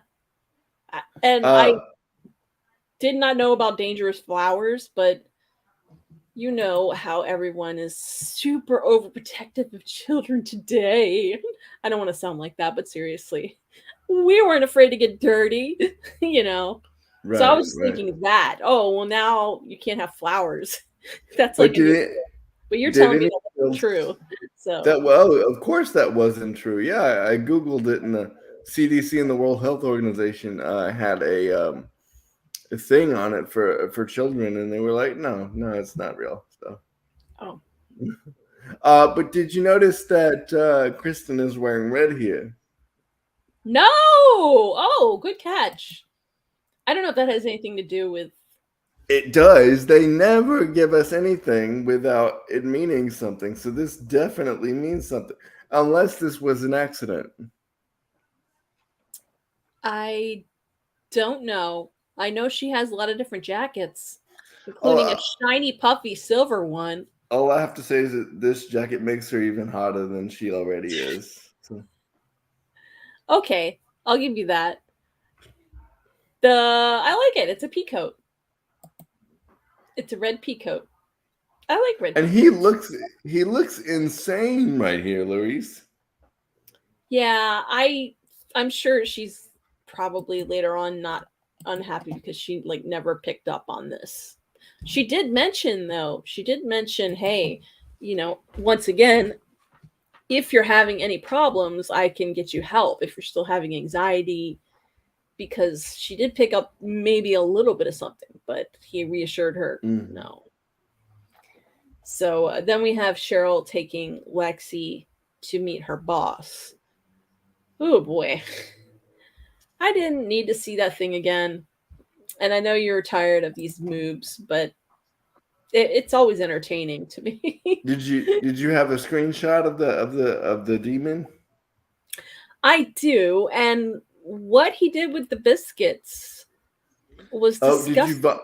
did I almost said did you vomit? Did you get a screenshot of the vomit? Yes, I did. But before we get into that, I think a couple of you guys mentioned Cheryl said before they went in, she prepped Lexi and she said, just so you know, he might look a little different to you, something to that effect. And she Okay. did warn Lexus Mhm. that my boss is a little bit weird looking and Did that tip off Lexus so that Lexus put on an act and pretended that she didn't see the creepy goat man? Or No, I really don't not think so. see it and just saw the boss as a regular man? I think she just saw the boss as a regular man because I think that this goes to show that good parenting and good stable houses will keep you from being evil. Yeah. But again, that runs contrary to Ted Bundy and other monsters that have had good stable homes in the past. I'm sorry, I got distracted by the comment string over here. Yeah, I'm gonna ignore about the triggering. You're getting triggered by the moves. Oh, and Walt said Andy's name again. Stop summoning him. But if she did, oh, there it is. There it is. If she did see Okay, this so image, if she did see this image, she sure played it off really well. But you don't think she saw it. You think she just saw a regular man. She didn't see the six-eyed goat. I think that she's not really evil at all. I don't think so either, but who knows? No. Because, you know, the evil boy that tried to kill his sister in the first one, in the first season, whose parents ultimately killed him. And then you have the other the woman whose demon baby ate the other baby in the womb. She was showing signs. And then you have Matilda setting fires to random shit. Sorry for the language. As she was growing up, like setting fires to stuff. So I think that if she were evil, I think we would see that by now at some point. You know, hurting someone at school, setting a fire, maybe killing a pet or two. I think we would see something like that. Some type of hint. Well, didn't someone have? I think it was Laura has been the one that acted up in school, right? I think she said a bad word at that one time. She called a nun the B word, I think. Yeah, I think so too. I can't remember exactly that was when Laura. that happened. Well, this is really disgusting. The goat throws up, or I don't know what he does. It's really nasty. Vomits all over the. Ew. These biscuits. Yeah, and then he eats them. Wonderful design, though. I love the design. Yeah, look at that from the side. That angle. Fat arms, fat belly. It's probably Andy in a goat suit. Oh God! So Cheryl is visibly disappointed, obviously disappointed, because Lexus did not see, or at least she says she did not see this. How many eyes does it have? 8, 6 eyes? 5 eyes. 5-eyed creature. She says, "How many eyes did you see on my boss?" She said 2. So she clearly did not see it as a monster. Oh, look at the disappointment. You really want your grandmother, your granddaughter to be a little demon girl? That doesn't make any sense to me. They want somebody to take over the aging house of the Purveyor Codex. Yeah. I don't know. Cheryl, she's definitely gone to the dark side, 100%. Can I actually have something I'd like to say on the Goat Man thing? Can I borrow him real quick to go vomit on one of my enemies and just like melt them down? Yeah. Sure. or better yet, I think it'd be a wonderful death for Andy, just like to be vomited on by this goat. Okay, I could see that happening. I don't know if Andy would see it as a goat. I don't think he could see it. He'd probably see it as the boss. But we would see that. I would be down for that happening to Andy, and then the goat eating him. Okay. Yeah, exactly. But here's the thing, though. But here's the thing: if other people see him as the man with the two eyes, as a traditional human being, um, how does he vomit all over the biscuits? Kaguru said the way that demon regurgitates on the biscuits and then gobbles it up is reminiscent to the Fly remake starring Jeff Goldblum. That's a very old movie. So I would call it Jeff Oldblum. How did Larice know? How did he? Kager, you said something about me here in the comments, but I don't get it. Can you elaborate? I don't know, but he said it before, and that would be Jeff Goldblum. Uh, You set me off on the whole Jeff Goldblum game. Why did you have to say Jeff Goldblum? Now you've set me off where I make Jeff Goldblum puns. Yes, well, if those biscuits sat in the fridge too long, they would get all fungusy and they'd be Jeff Moldblum. All right, I'm not done. if not That's if you my not last if one. not if you vomit on them and then solidify them, then they wouldn't get old and moldy. Then they'd be Jeff Cold Bloom. All right, I'm done. Oh my I really god. said I was done. I'm done. So Uh, oh, uh, uh, he says, "I need Satan in my life. I'm nothing without you," or something to that effect. And Leland tells him to keep saying it. Um, yeah, that's but when Cheryl goes running to Leland. and says that she thinks he's wrong about Lexus. She's not the one. Do you think one of the other girls is the one? See, that's why I'm starting to think maybe it might be Laura because well, didn't Lexi actually get in a fight with another girl because Cheryl told her to punch her, or this was going back. Oh yeah, she did do Jamie. that. Yeah, Jamie. She punched Jamie in the face with a rock. Yeah. Yeah.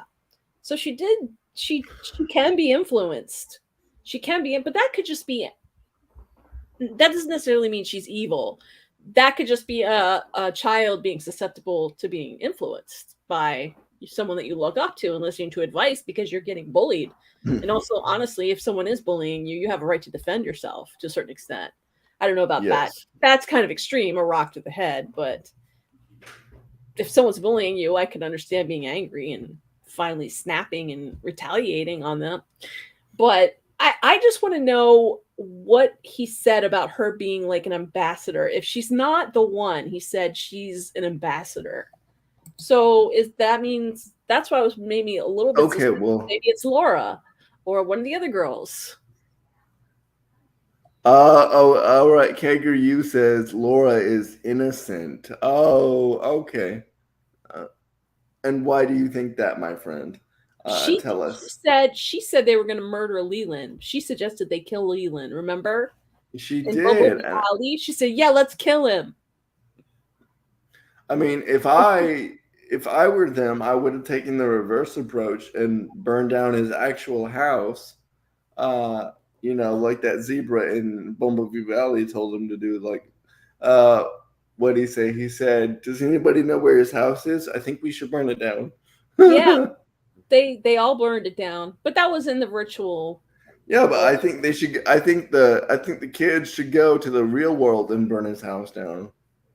I mean, they'd burn down the whole building because he lives in an apartment building, and then innocent people would get hurt. So I don't think. Oh yeah, I don't want that happening. It's kind of hard to set fire to a whole building. I think, especially for kids that are not if you pour gasoline on most of the outlets in the hallway.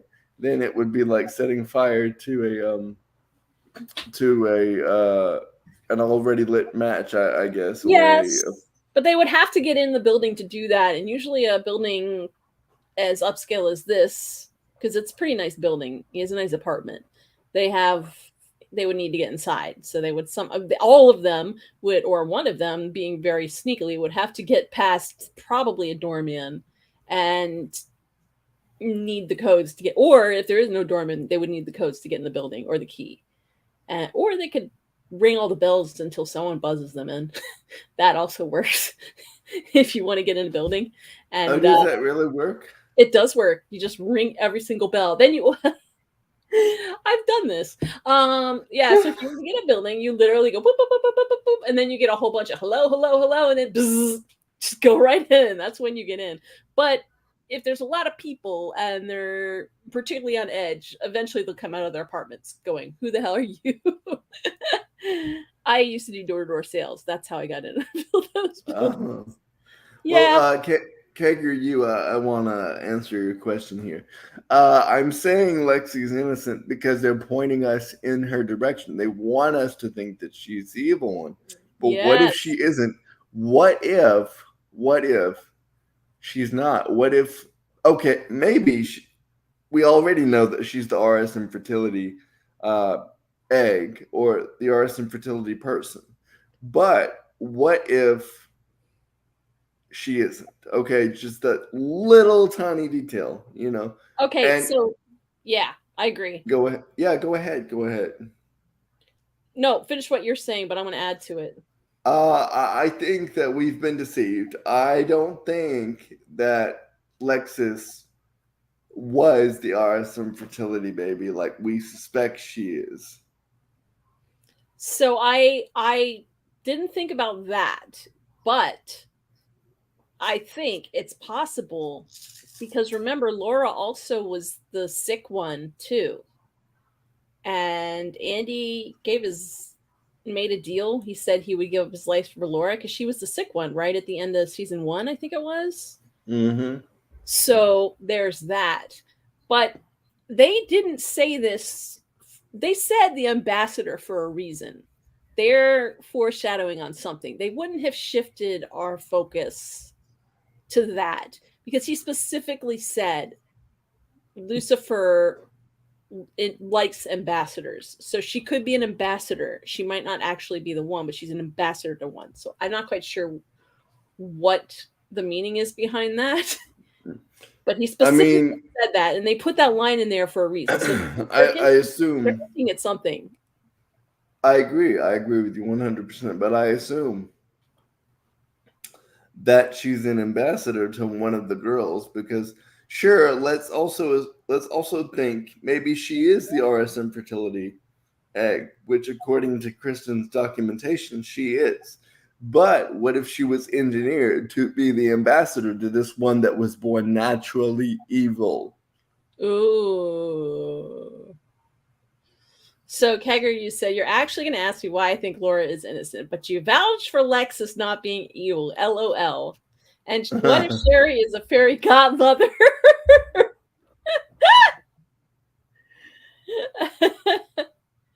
I don't know. She clearly is not because she's conspiring with Leland to groom her own I would love to meet Grandma and Leland. If I were to meet Leland, I would want to stab him.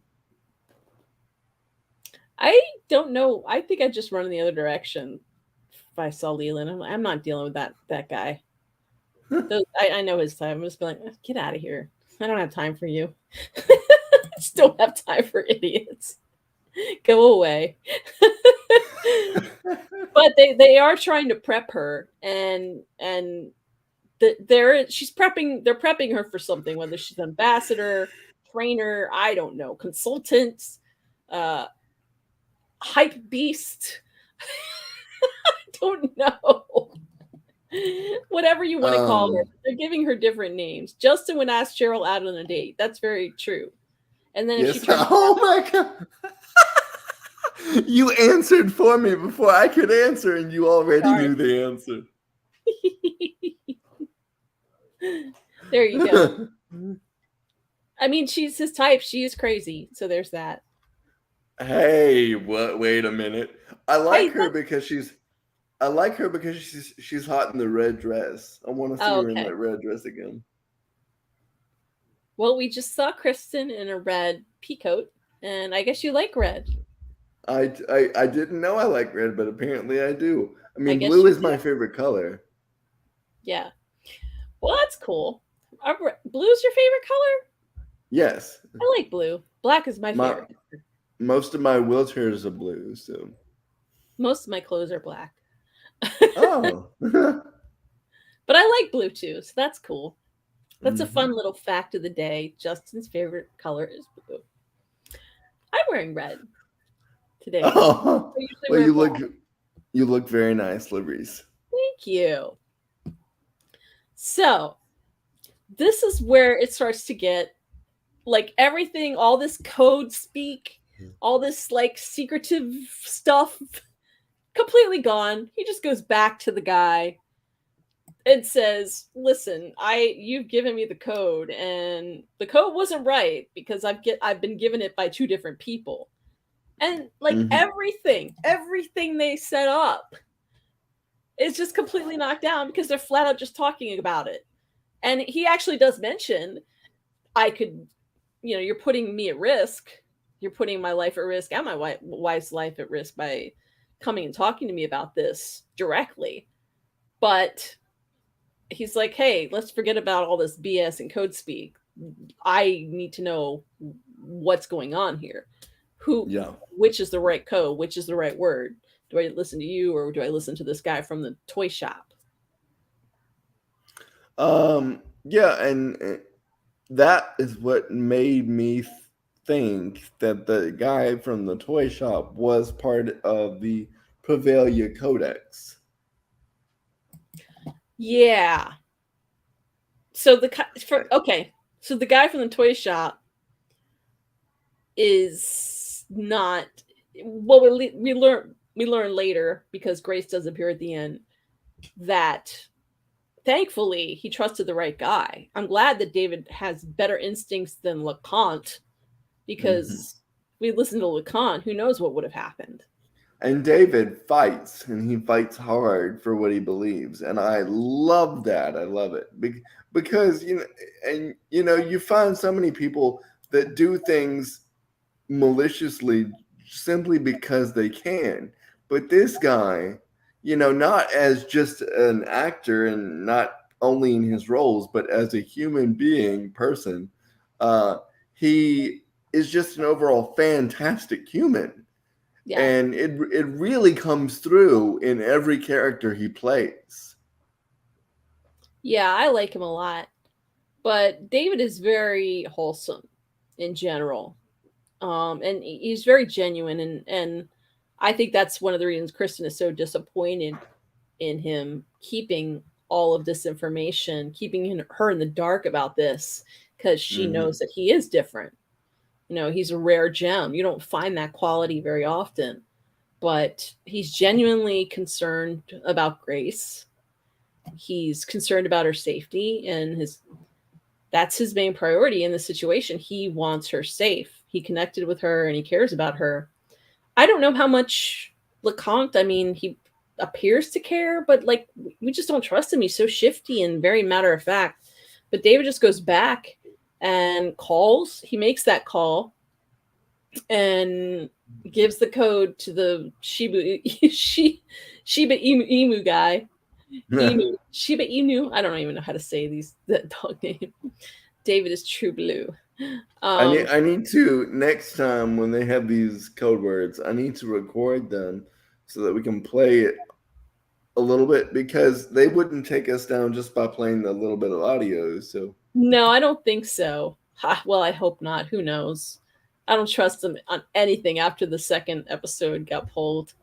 I know Sometimes I it's should sometimes have the audio alone sometimes is what causes the issue. So posted the second episode in the group just like as a file. yeah, yeah. Well, then Facebook would come and do the same thing. But Oh, well, Facebook doesn't really care. I mean, I've done some pretty uh shady things on Facebook before, and they haven't done anything about it. oh, So, really? I've in had terms I've of had videos pulled for copyright on Facebook before for my music. media and stuff, yeah. Yeah.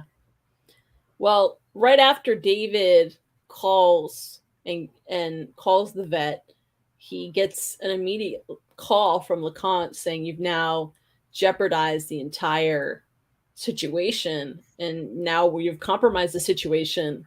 You need to come down to the parish and meet right now. He's in full blown panic mode over this. So obviously they're Oh, monitoring his calls because they knew exactly what I he did. I love this scene. I love it. I don't know what you thought about it, but I love this next scene. I'm like, yes, please go down in the basement. Let's see what's up there. There's like a whole secret society. It's like secret dead poets priest society. Oh, that is what I like to call the bourgeois signifiers of whiteness, right down there.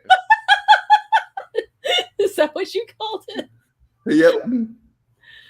Well, he walks in and there's all these priests just standing around. Like, what is going on? There's like a whole control center.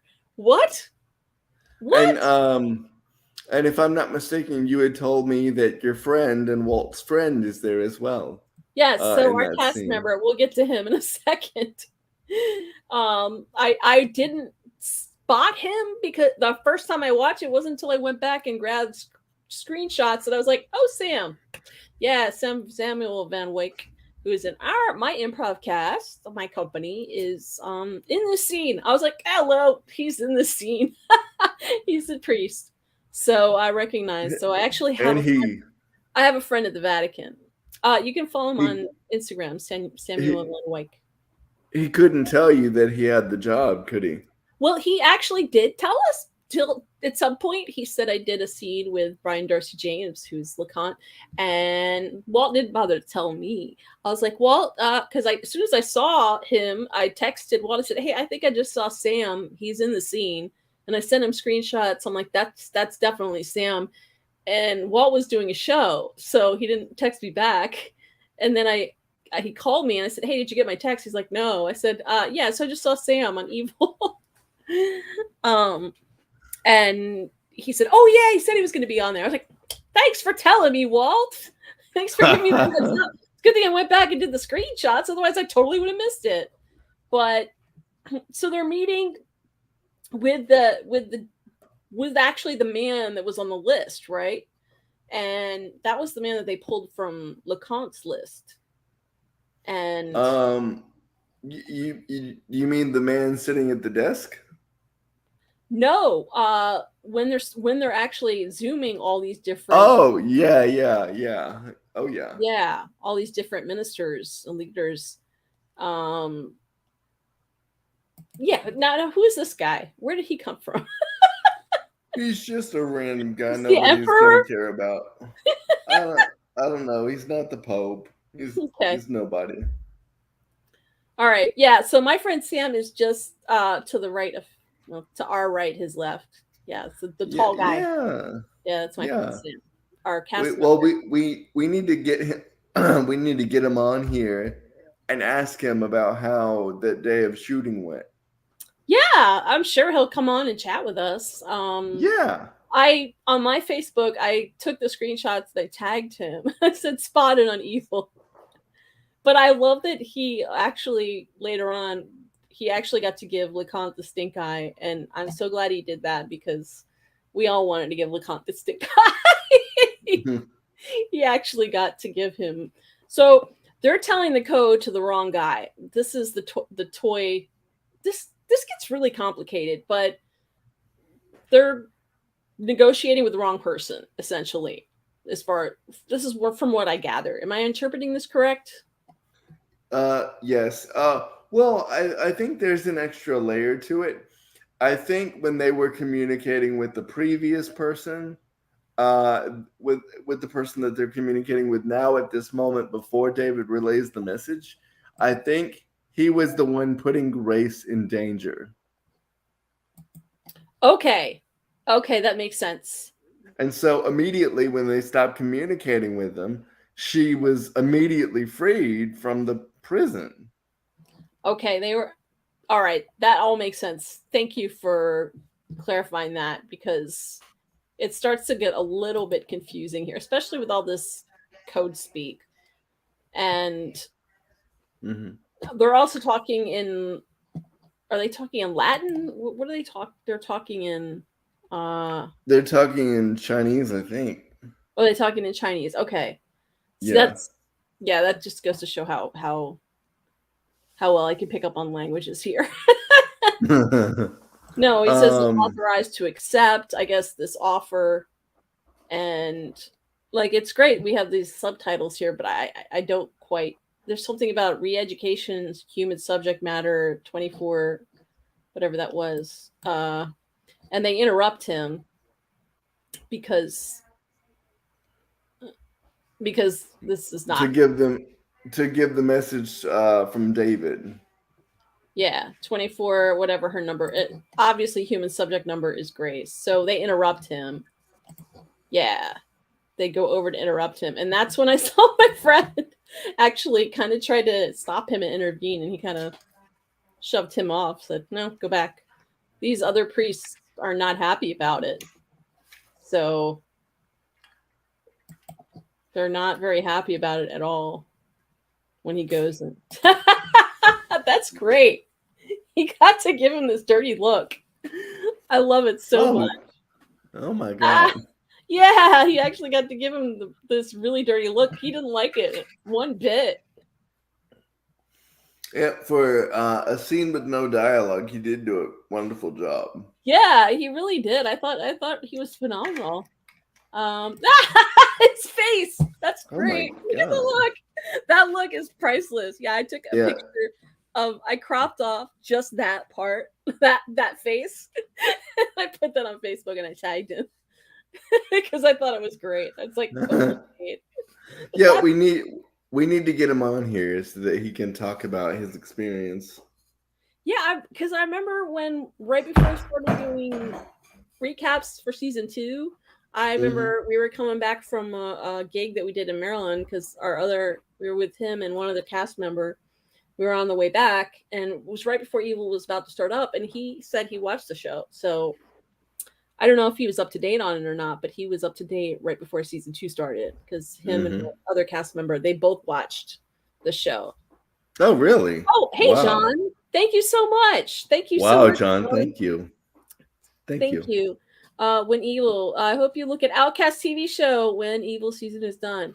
Will you go ahead? Oh no, you go ahead. Oh no, I was gonna say we're gonna keep doing streams on Sunday nights, but we're not quite sure what we're going to talk about yet. Yes, it's going to be a constant Sunday night stream, so come back and watch us whenever Evil is done, and we'll have more content for you. Yeah, so. And we'll have to look up Outcast TV. Yep. For John W. So he intervenes and gives him the message. Once again, even the receiver doesn't look too happy This guy. I just love how what did you call them? The bourgeois signifiers of whiteness. Yes, that is perfect.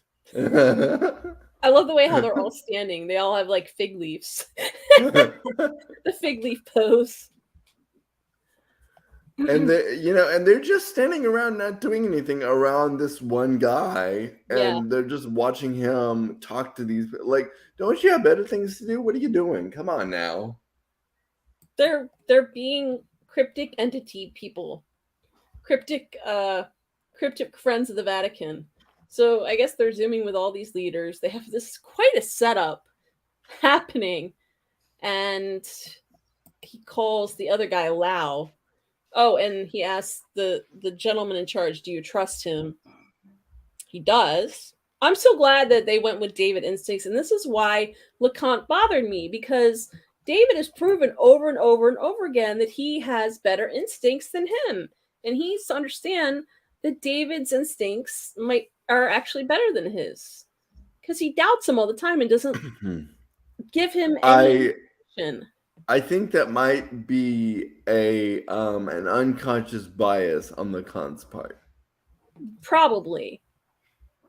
I just feel like he's so righteous and self-sanctimonious, and you're not wearing your collar and blah, blah, blah. Like, and then David came through.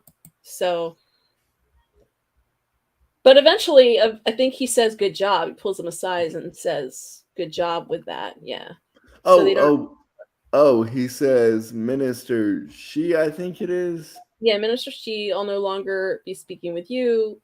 They want to talk to Mr. Lau. He's the one that he needs to be negotiating with. Yeah. Wait a minute. If you're only negotiating with one of those people, then why is the screen filled with people? I don't know, but my friend Sam's priest character is very confused. They're all actually pretty confused. He Yeah, they says, don't know what's going on. "You're the representatives that is authorized to consummate the agreement." Okay. Well, they got it right. We might not understand it all, but we got it right. Well, this makes my theory about the one they were previously speaking with hurting Grace. It makes it it cements my theory about that. But was LeConte in on that, or was he in on that? Because he says that David did really well. Was he in on hurting Grace? You mean? Yeah. I don't at this point I don't have enough evidence to. I'm Are pouring you my all screen. right? Sorry. No, I was pouring my Okay. right. Go ahead. Okay. At this point, I don't think we have enough evidence to say that LeConte is evil, but he is definitely under suspicion. I'm not saying he's evil, but he's evil. That's basically what you said. I'm not saying it was aliens, but it was aliens. Okay, we don't know. It's just it's very, very unclear. All of this is extremely cryptic. It's not really explained. There's a whole control center happening in the basement of a church. You don't expect that. So there's a lot going on. Definitely. But the good news is that David followed his instinct, and But I have to say, were effective. I have to say that the actress that plays Grace though has some flawless skin. Like she just Oh my overall gosh! she does. She has flawless skin. Oh no, we're being invaded by. Oh my god, what's happening? This is your fault because you keep talking about hot red people, red women. Wait, are we? I have to block. I have to block this user. Are we being bombarded by a dating app? We started getting spammed by Love Chat XYZ, best adult dating site. That's what it happens. At least they were just generic and weren't giving actual creepy comments, because that's happened to me before. Don't worry, guys. He's gone, so I blocked we don't have him. to deal with him anymore. Yes, I blocked him. Yes. Okay. You're like, what is going on? Do you think that has anything to do with me mentioning how hot women are? No. Okay. No. You Okay, could be around just talking about cheese, and those things will come in your stream. Because I don't think I can shut it off, Larissa. I really can't. Okay, well, Grace has really nice skin. So I'm sorry. I am really, really sorry, Dr. Boggs. I've so had it with him. We're gonna get to his scene, which is after this. Yeah, this is the scene you're looking forward to. This is really where I said enough. I thought that would hurt, but it didn't. What? Beating my chest. I'm tired of this little topsy-turvy thing on top of the record. This, write your book. You've written quite a bit already. And he's like, mad writing. The demon is writing. And all this because you want to write a book? I don't. And now this. He still has his tie on, but the shirt is missing. Why is he doing this?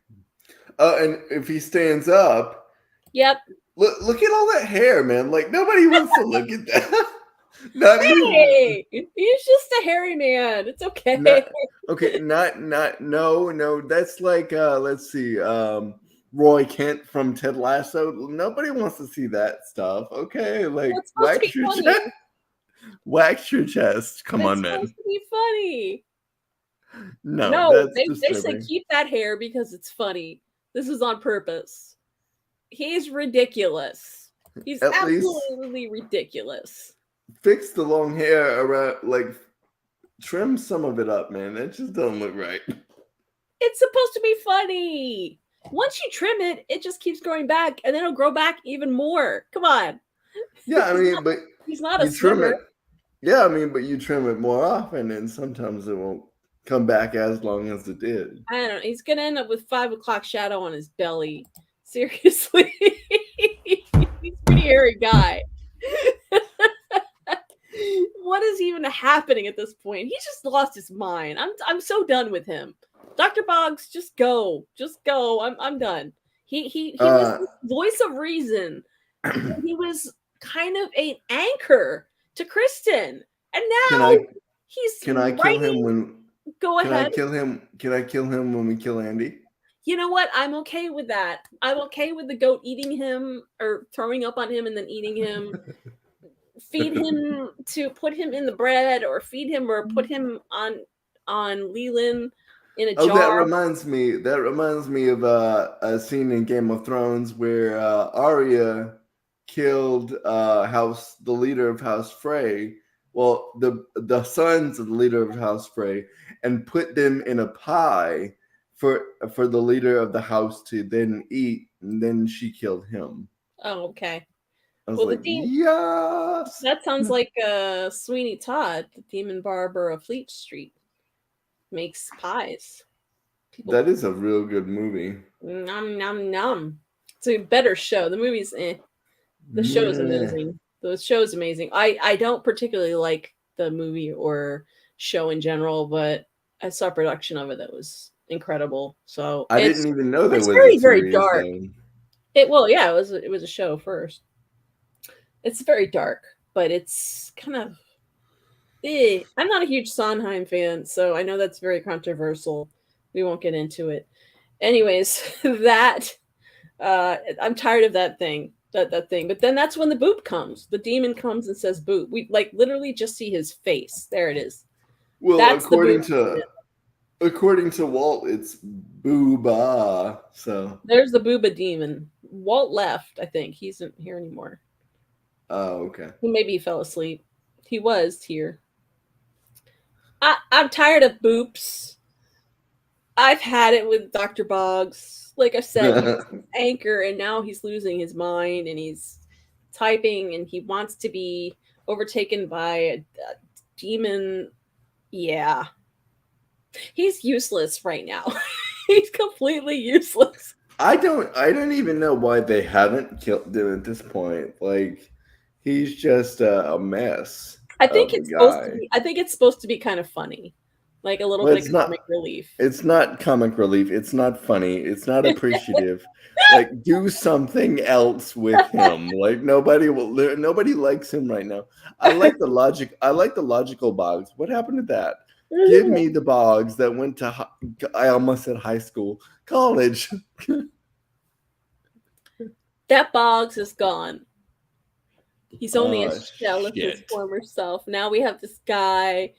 Oh, kangaroo, Steady Lair looks like a orangutan. I've seen much hairier guys, okay? And you know what's weird is sometimes guys with the most babyish looking faces take off their shirt and they're like full blown rug all over.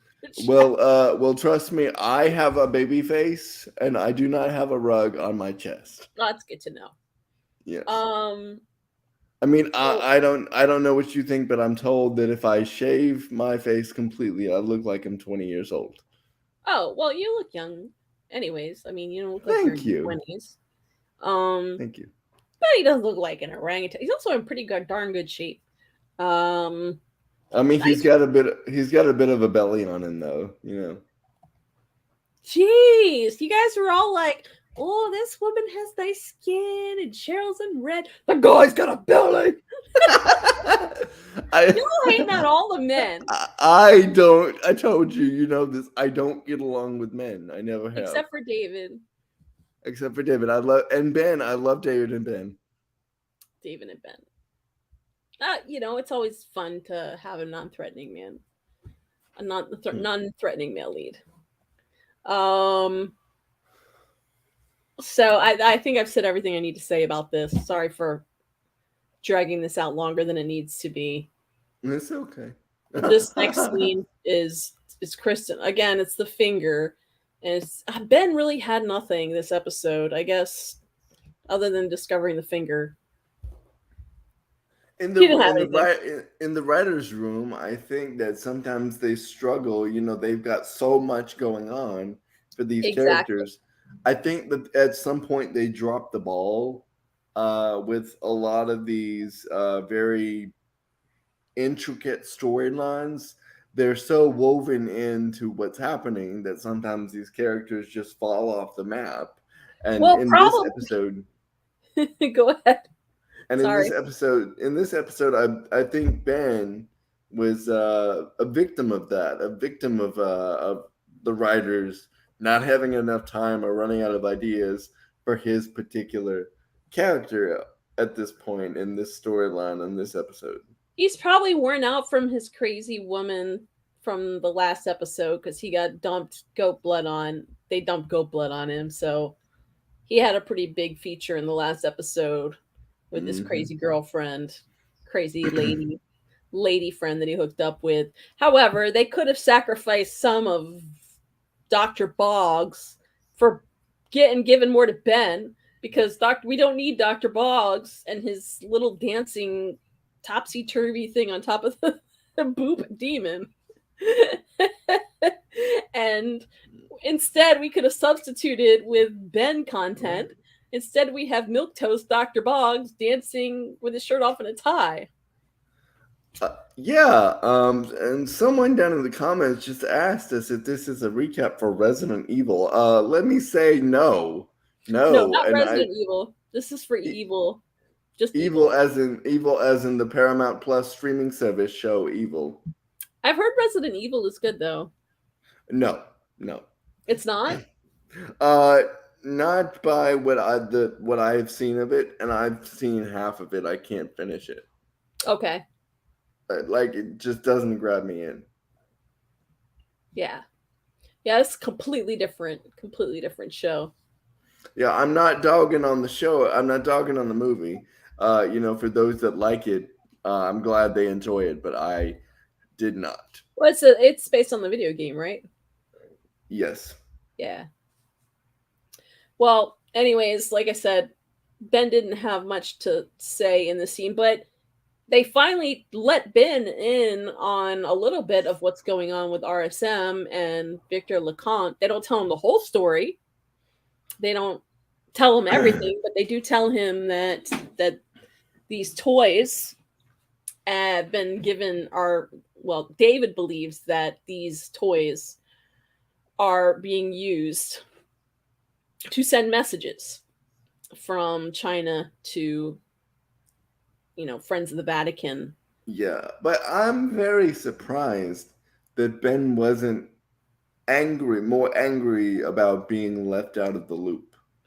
Well, he seems surprised when David tells him, but I'm glad they told him because it means no more secrets because, well, to a certain extent, because remember, Ben has been completely out of the loop up until now, and Kristen was out of the loop too until the last episode, but I'm glad they finally told them that they're communicating with LeConte, that they have something going on, because otherwise it's just he's going to find out eventually and then he's going to feel the same way. But you can kind of tell he's a little bit surprised, taken back by, wait, what exactly is going on? Wait, the entity is, you're talking to the entity, all this is new to him. So Yeah. And they ditched him. They completely ditched him last episode. They didn't go into detail about what all that David has been involved in. And I really think that was a disservice, because I was just looking at my notes here while you were talking on my iPad that I've got sitting next to me. And they never mentioned to him about, I don't know why I felt compelled to write this down, about all the phone calls that he's been getting have been from this entity person. But I think that Ben kind of pieced it together, even though he didn't say anything in this episode. I believe we'll hear about that in future. Yeah, I really hope they clue him in on what's going on because it's kind of unfair to leave him out of everything. Even to a certain extent, their own personal tension, because he's completely in the dark with that too. Although I think he knows something's up, but he's not exactly sure what the full extent of it is. He definitely Hmm. senses. He has a really good sense about things, so I think he senses something is up. But I think he thought, as essentially what he said was this finger came from a labor camp and was just in there by accident. But David says straight Okay, out you know, that I these think are that was secret kind of a messages. Oh, go ahead. I think that was kind of a milk toast uh, conclusion though for the finger, because okay, person cuts off their finger, and those work camps are dangerous, and that's widely known all across the world. But how did that finger make it into? Because these things are handmade in these work camps and these workshops. How did it make it into the toy? And then the sludgy stuff make it in after the finger. How did that happen if people are making them by hand? It It was just probably the doesn't. person that put in the sludgy stuff that got their finger chopped off. And So they, he they just. just put it on the assembly line and was like, ah, my finger. And they were like, bye, go home. Oh my. Or they're like, Oh keep my working, here's god. a band-aid. I don't know. I have no idea. I forgot how the finger got. I think someone literally put their finger in the chili. Like, I don't remember that whole thing, but that was like an intentional thing. Uh I so thought the finger in the chili was fake. I think no, it was a real finger, but I think someone planted it there on purpose. I don't remember the whole Oh, story. okay. Maybe one of you guys, one of our viewers, could remember what happened with the finger in the chili. But these messages are coming from, they're secret messages coming from an organization from underground, from China. It just seems kind of random. Why would you send these messages to kids? That you'd think they would be very targeted and given and distributed to very specific people. It seems like a That lot of yeah. jumps and That loops and obstacles to go around to get these messages, right? that's why I don't think that this storyline is brought to its total conclusion. Well, I think someone else had said, I don't remember who, said that maybe it was just the workers trying to send messages, like SOS, like distress call saying we're unhappy. These conditions are awful. And it is essentially slave labor, which is happening in these labor houses. So Mm. I And guess let's be it could be honest that. though. Let's be honest real quick. All corporations in the U.S. take advantage of these terrible conditions. Even my favorite company, Apple, does it, and I do call it out whenever This is the Bernie Sanders finger shaking. No, no, no, no, Well, to be fair, Apple products have saved my ass multiple times in the past, so I think that makes up for some of their monstrous saving my asses in my book make up for some of their monstrous things that they've done overseas. So I mean, most of the stuff, a lot of stuff, it's real hard to find stuff that isn't coming from China at this point. yeah. Mm. And Hero said you're cute. Oh, thank you. Didn't they grind up the thumb and add it to the chili? I don't know what happened with that. Hero, I'm like thinking because it was a full ass finger. I don't remember. did they John. Oh, go ahead. did they cut it down to the bone though, like all the way off? I I don't know. mean, I gotta to look where that it up. can't to where it couldn't be like replaced with a different finger, or because they do joint replacements now. Could they do something like that with a It was a finger? while back, so I don't know. I I think mean, someone cut their finger off and put it in there. I mutilated my finger on a door one time, and I almost like got it sliced off a little bit. I Um, yeah. Um, cut God, oh, I can't say his name. Sorry. Uh, Hey, are you? yes, I'm sorry, dude. I love you, but he says saving your narrow ass isn't nearly enough to atone apples for its. Yes, yes, I agree. I know. But I'm very thankful to their products for saving my butt. Well, just be glad you didn't find a finger in any of them because that would be bad. But these particular toys are definitely. It doesn't answer the question as to why the toys, when they took them home, like these stuffed animals, they looked normal and had smiles on their faces, and they returned them because they turned mean. What? How did that even happen? Because And those I don't. stuffed animal faces, like I said, unless you have a Furby that turns mean halfway through, that's like a mechanic. Those weren't mechanical stuffed animals. Those were regular stuffed animals. So I don't get that. Yeah, I don't understand how they can narrow their eyes. Yeah. Well, if they're designed that way, yeah. But to have them go home and then turn that way, that doesn't make any sense. And also, what message would they be sending other than we're very unhappy? Please help us. That doesn't make a very clear message. That just scares children and everyone else. So, Uh, that's why I'm not too sure about that part. I yeah. was wanting It's your opinion about how the eyes yeah, look. it's yeah, it's unclear, but I will take those stuffed animals. So, if those props are available, please send them to me. I'd like them. Not before I get the Star Trek Discovery props that I'm Oh, after. okay. Okay. That Kager, you said could it be the toys might actually be demonic origin? That's a possibility. That's a possibility. It could be. They were definitely pissed off stuffed animals. That bear was especially mad. Um, the It's the one ridiculous. that was what? No, the bear was pissed off. Oh, okay, okay, yeah.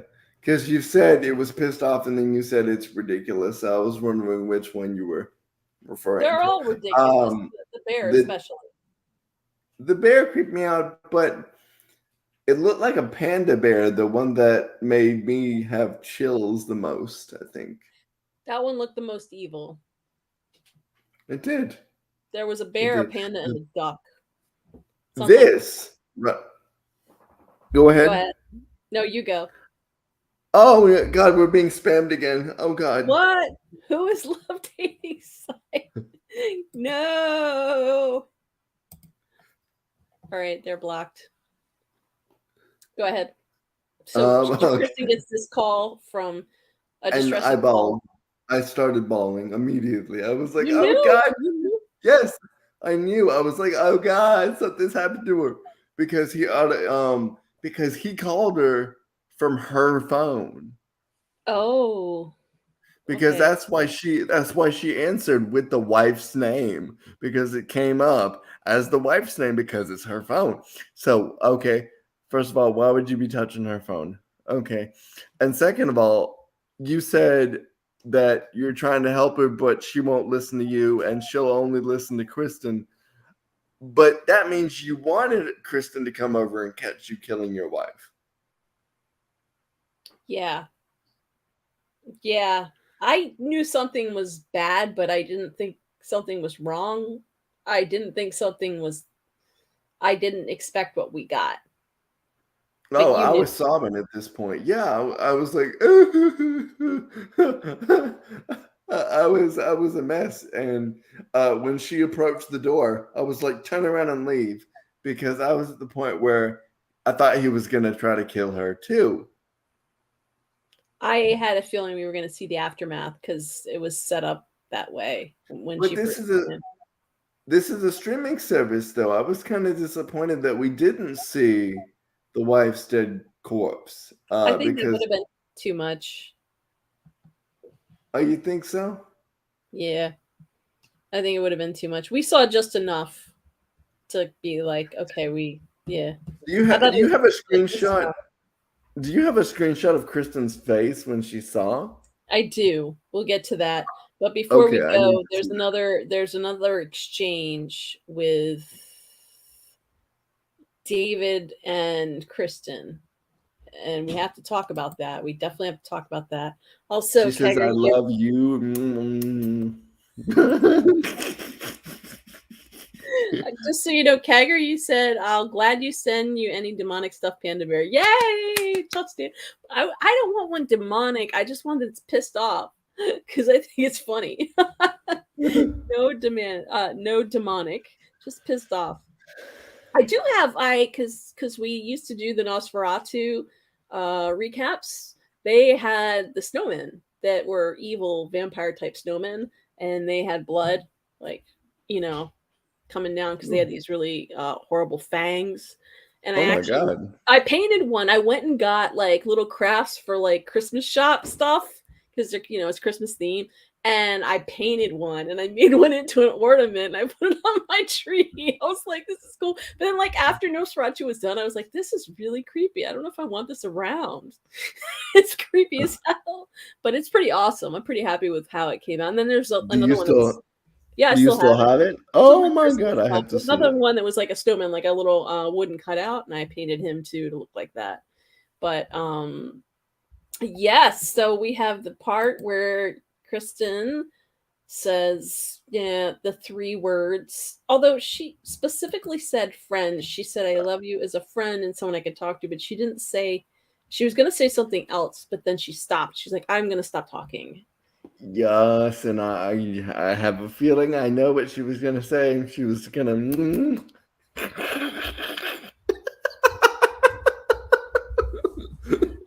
No, I just, well, I mean, David stopped her out and pretty much told her not, he didn't say those words exactly, but he told her not so many words that he cares for her more than anyone else in the world. But when it came to God, he was going to have to go ahead and put him first. So that is a little bit of an issue there. Because I've been she's not a believer.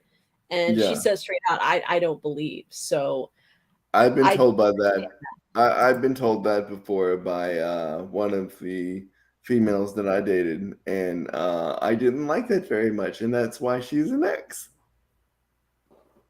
that's valid. And it's a conflict. It's obviously a source of tension, and not sexual, just tension in general. It's a conflict in any type of relationship. Not to mention he's a priest who isn't supposed to be in having a relationship. She's married right now, although her husband, we don't know if he's going to make it or not. We won't get into that. No, he won't make it. So, For those of you who know my hatred with Andy, if he meets his death on this season or in a future season, you will hear me shamelessly scream like a Klingon live on the broadcast. okay, I count on that. I'm going to hold you to that.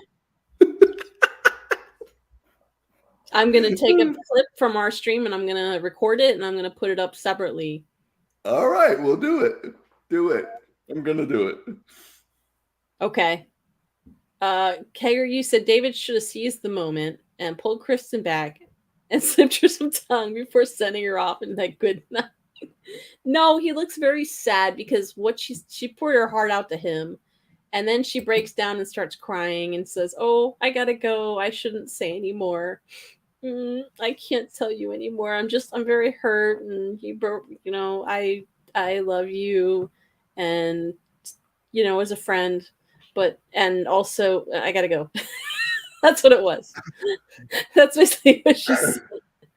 He's not quite sure how to process all this. Yeah, then she runs to the elevator. And see, they sometimes in multiple scenes she has different clothes on. I really think Here we go. No, I mean, I really think that it makes a point that she keeps wearing this red coat. It's just her jacket of the week, I think. But you might be right. It might be there for a reason. I need to be right about something because Andy's not dead yet. So. Well, we don't know that. He could have died already off screen. What if they don't even You tell know, us and they're just like, oh, by the I way, he's dead. And then they just show his body. Well, what are you going to do with his body? That's it. They never showed how he died. They just showed the I body. need to see it. I need to see him take his last No, gasp for air. Yep. nope. Gonna There's be someone like else to be rescued. No, I think what's going to happen is we only have 2 episodes left, so we need to hurry up with that. he's gonna We say either Kristen's name one last time. okay. All right. With the breathing and everything else, we're going to move on because this is the most disturbing part of the episode when she comes to this house and there's this creepy music playing and the door is open. The door is open. That's never a good sign. I think, Kagger, you said earlier, Kristen put herself in peril by going upstairs. He could have harmed her. Yes, but she didn't know. She wasn't expecting. She knew something was wrong, but to come to this nice house, this seemingly nice couple, and what was that? She looked over there on the table. I don't know what that is. I think she was looking at the baby monitor because that's what that is. Okay, all right. So then, and then it just the way this scene is shot because we didn't This see, we didn't see his face. We just saw like his lower abs, like from abdomen down. no, Yeah, we that's saw the we shot saw we his saw. face. No, we saw his Not face. not when he first appeared at the steps. We just Oh saw, yeah. yeah, we just saw from his torso down. We saw this. That's hard. That was rough. When I saw that, I said, "Oh crap." And I actually thought somebody else came in and killed them. Oh, I knew. I knew. I knew. I couldn't believe it. Yeah. Dude, At this point, at this point, when we saw the last shot that you just mentioned, I did think that I was wrong about my earlier prediction about the husband killing her. And then I thought, oh, they're both dead, and the baby was torn out and taken. uh, okay. Kegger, you said your obsession with Andy's demise is unhealthy. you think? You think? Nah, it's not unhealthy. He just wants him dead and talks about it like 24/7. Now I'm kidding. Um, the Larice, the dude came downstairs with a bloody garden tool. It literally bloody garden tool. She gambled with her life unnecessarily. I think she was just in a state of shock at this point. But she's a cold-blooded killer. So So he better watch out because she could stab him. I think that if it came down to her or him, she would definitely win because she's got some really powerful knees, as we've learned from the Orson LaRue killing. She really has some powerful feet and legs, Yep. so she can definitely really get it in there. So, and if she has a bag of frozen French fries or peas, was it peas or French fries? French fries, yeah. Yeah, she could just run to the freezer, get her weapon of choice, and cold cock him across the face. He'll be going down. I'm actually surprised she didn't have a weapon already in her purse. I think she was completely unprepared and just in a state of shock. Really, this was not what she was expecting, and this is such a tragic end. When he said what he said, I had to cut it out. I said, "Oh no, that is a And horror. in my notes here, there's something that I forgot to mention about this scene that I want to mention before she goes upstairs. Um, I don't think that he was going to cut it out to save her. I think that he thought that he was maybe doing some kind of service to God by killing her and the baby. Maybe we really don't know, but I think ultimately he thought the baby was evil, and he had heard rumors, as he had mentioned previously to Kristen, about RSM and asked her about him. And I think he thought the baby was evil, and that he had to remove the baby, but she obviously isn't going to survive that because it's too much blood loss and other things. Yeah. She's not going to survive that. So that's what he did. That is this. It took a really, really dark turn. Like, I mean, there's a lot of hokiness. We had Dr. Boggs like going full on ape man with his tie. Oh my god. We have a finger. This went really, really dark. And you asked me, I It have did. a screenshot. That's enough. I think that was enough. Anything more would have been too much. I'm Did glad you we have did. a close up of her face as she was terrified? Yeah, Oh, I love you. I love you. Because this was an example of her wonderful acting skills right here, yeah. because not a lot of actors and actresses can do this kind of emoting on your face and it look so real. Yeah, yeah. Like Um, she's just masterful at the way she does certain scenes and certain cues. Like yeah. I'm I sure just they had. I'm sure they did because they usually do several takes. But having to muster that up so many times, I'd be like, oh, I gotta do this again, again, again. Like it's hard to draw on that emotion because it does drain you as a person, as an actor. Um, you have to relive and you have to actually dive into some certain depths. You have to kind of go into. You have to go places as an actor to Mhm. produce those emotions. And some of it involves touching on your own past, personalizing it. Yeah, And yeah. yeah, touching on it. It's like sense memory. I guess they kind of call it that. And it's not an easy thing to do. It's kind of an emotional draining It process. drains, yeah, it drains you, yes. Yeah. Right. However, it still feels good. There is a dopamine hit after because you feel like you put yourself in another reality, another character. So But I'm very disappointed as to why she did not immediately go to David and tell them, "Oh my god, what he has done," you know. well, I think her first instinct was to run out, get herself to safety, and then obviously call the police. But we didn't get to see any of that because it No. just cut away. Just was like, bye, we're leaving. We're cutting to Grace, which is it's great that Grace is here, but it kind of put a damper on this whole moment of Grace being reunited with David because this was so horrible and so like emotionally draining, as I said, that it was a little bit too difficult to Raw. appreciate that. Yeah, it was Yeah, kind of raw. raw. Yeah, yeah. That Grace was back because we had such an abrupt transition from the last scene into this one. Hmm.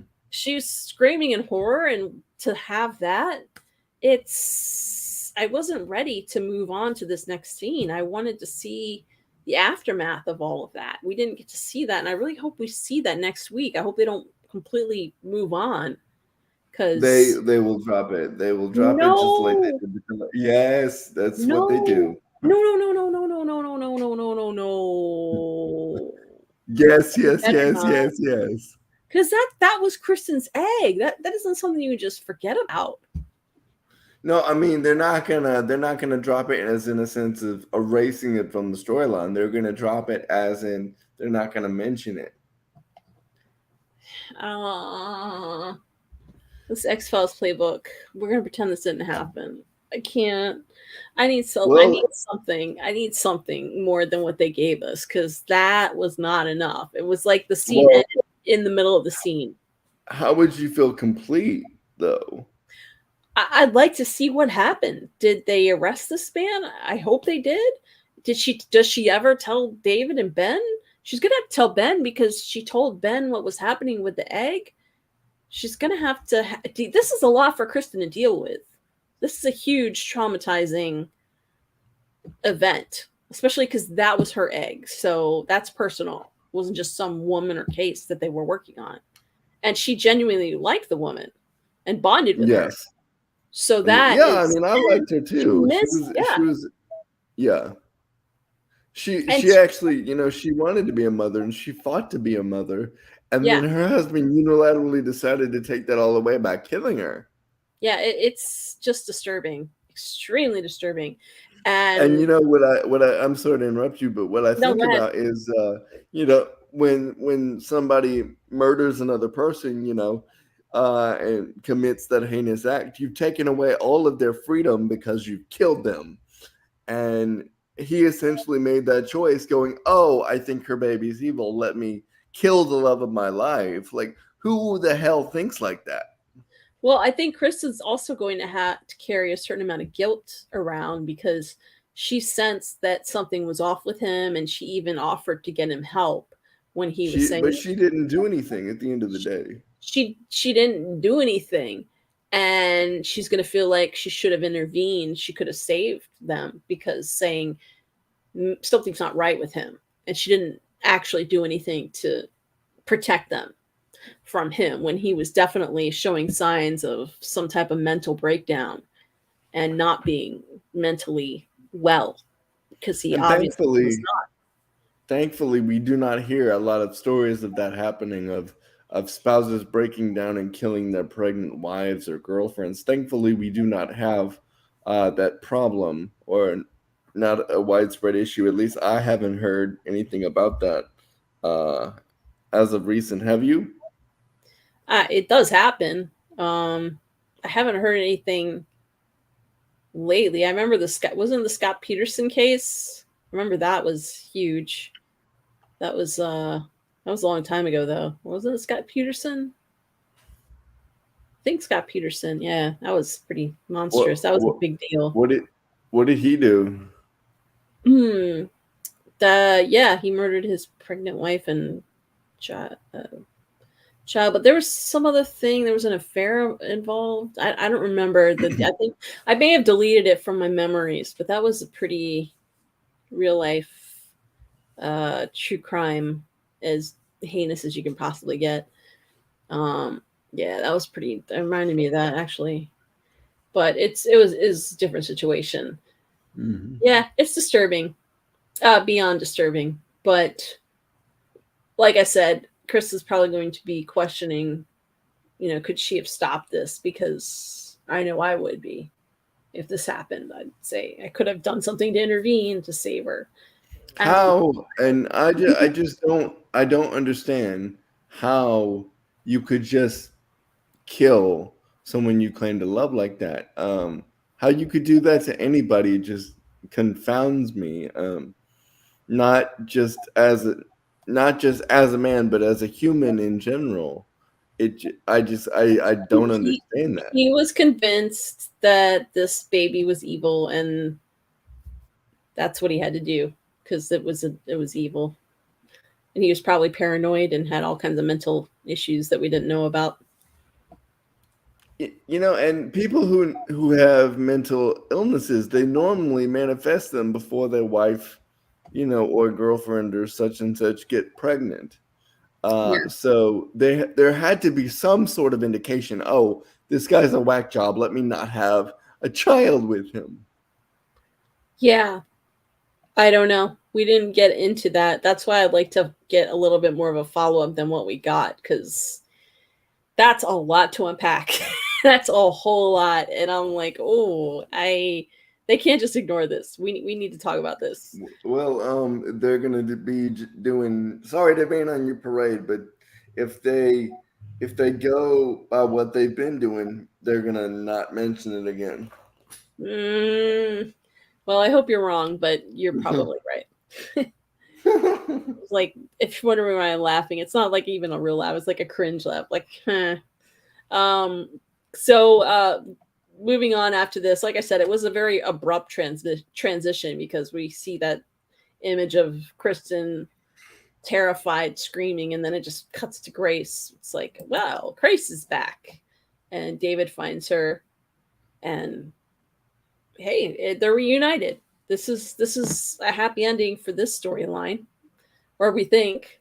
I hope there's not some type of twist to it, but it appears that Grace is back and safe, and it was because of his doing.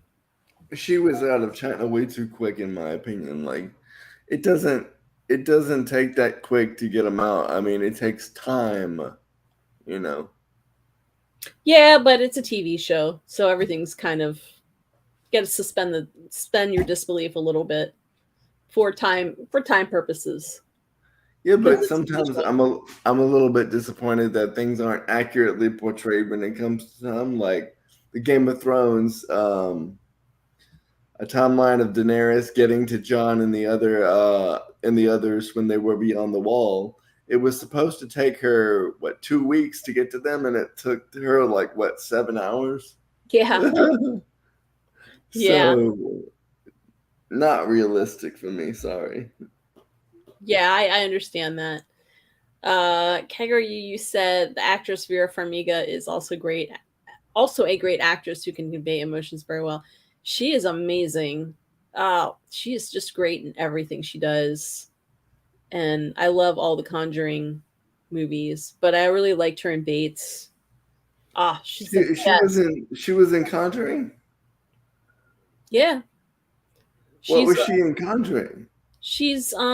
what's her name? Lauren Warren, what's her name? The wife, Warren's wife. No, I mean Lauren. the one that plays Grace. Was she in Conjuring? No, no, he said Vera Farmiga. Oh, okay. Well, we need her on this show, He yes, said because I Vera love her. Farmiga. Um, yeah, Bates was amazing. She was so good at Bates. I only got to season 3 and then I stopped. No, too much. It got a little stupid after a while. Oh, okay. Uh, Tropistan said, "I think Kristen's guilt should also be around the fact that she downplayed what he was experiencing, given what she has seen herself and what LeConte told her." Yes, yes, she did downplay it. Well, I think she was just trying to be. You're right. She was dismissive Hmm. of it. However, he did reassure her when she inquired later on if he was still experiencing what he was experiencing. He didn't sound too convincing, but he did say, "Oh no, I'm better now. Oh, no more growling." He said he was definitely feeling not having those issues. I think that's because he had already made the decision to kill her. Oh wow. Okay.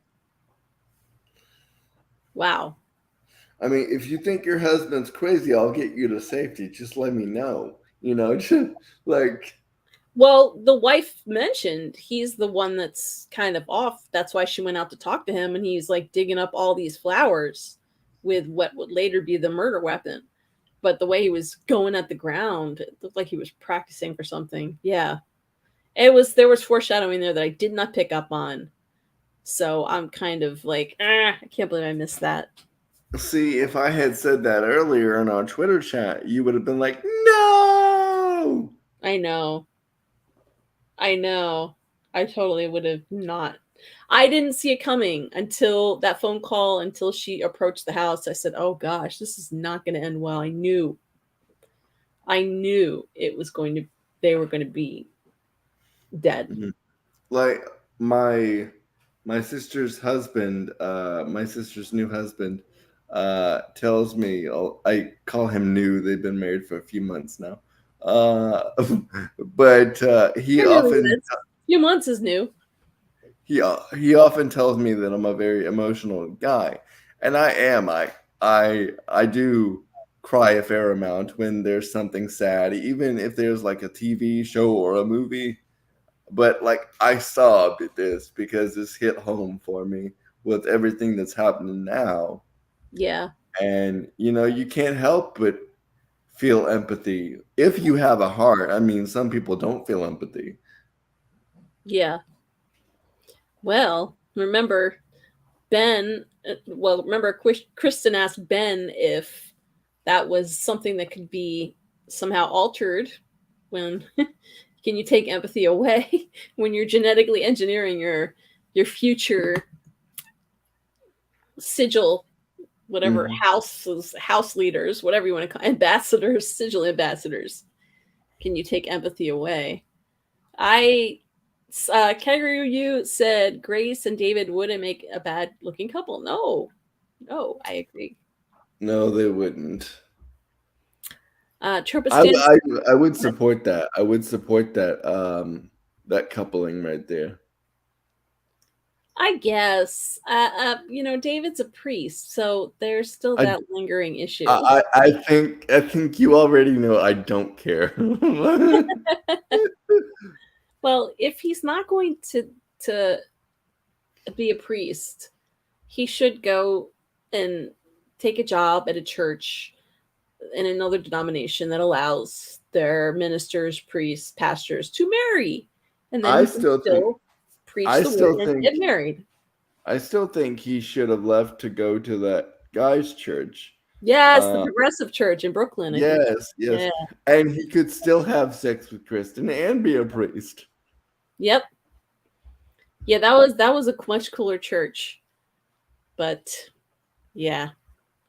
I liked that church. That was much cooler. They're more like a community organization, which a lot of churches are. Some churches are. Trubistan said, I thought it was clearly implied that he was witnessing and hearing things that led him to believe the baby was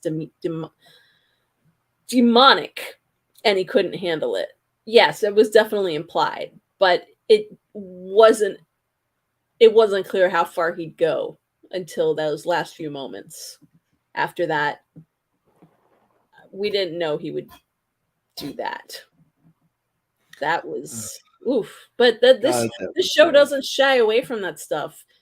Someone had mentioned in the group chat on the group page about the episode with the boy, I think it was in season 1, that tried to drown his little baby sister. And I think you talked about it too, Justin. The parents it was implied the parents ended up killing him. Murdered, yeah. Yeah. I mean, the parents even said that they killed him later in season 2. Yeah. When they spoke to them about their experience at RSM, Yeah. Mm-hmm. And that's right. I forgot about that. And in the house at that episode, when the police were there, they were questioning the dad, and they were like, well, whose blood is that? And they were like, it doesn't matter, that's not his blood. Yep. Yeah, it was disturbing. They don't shy away from this stuff on this show. No, I'm pretty sure that if this were still on a network, it would have people buzzing. Yeah. Yes, definitely. I wasn't ready. Trobistan also said who would he talk to when the one psychologist who should have been a little more open-minded was like, it's normal. Dude was clearly not normal, LOL. Yeah.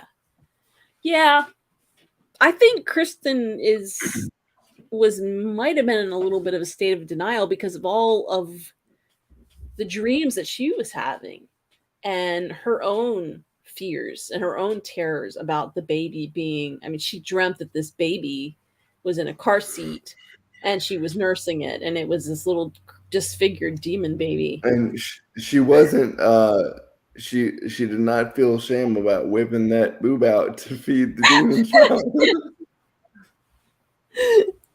Well, you had to go there, but I'm just glad that it did not bite off her nipple in the dream, because that would have been too much.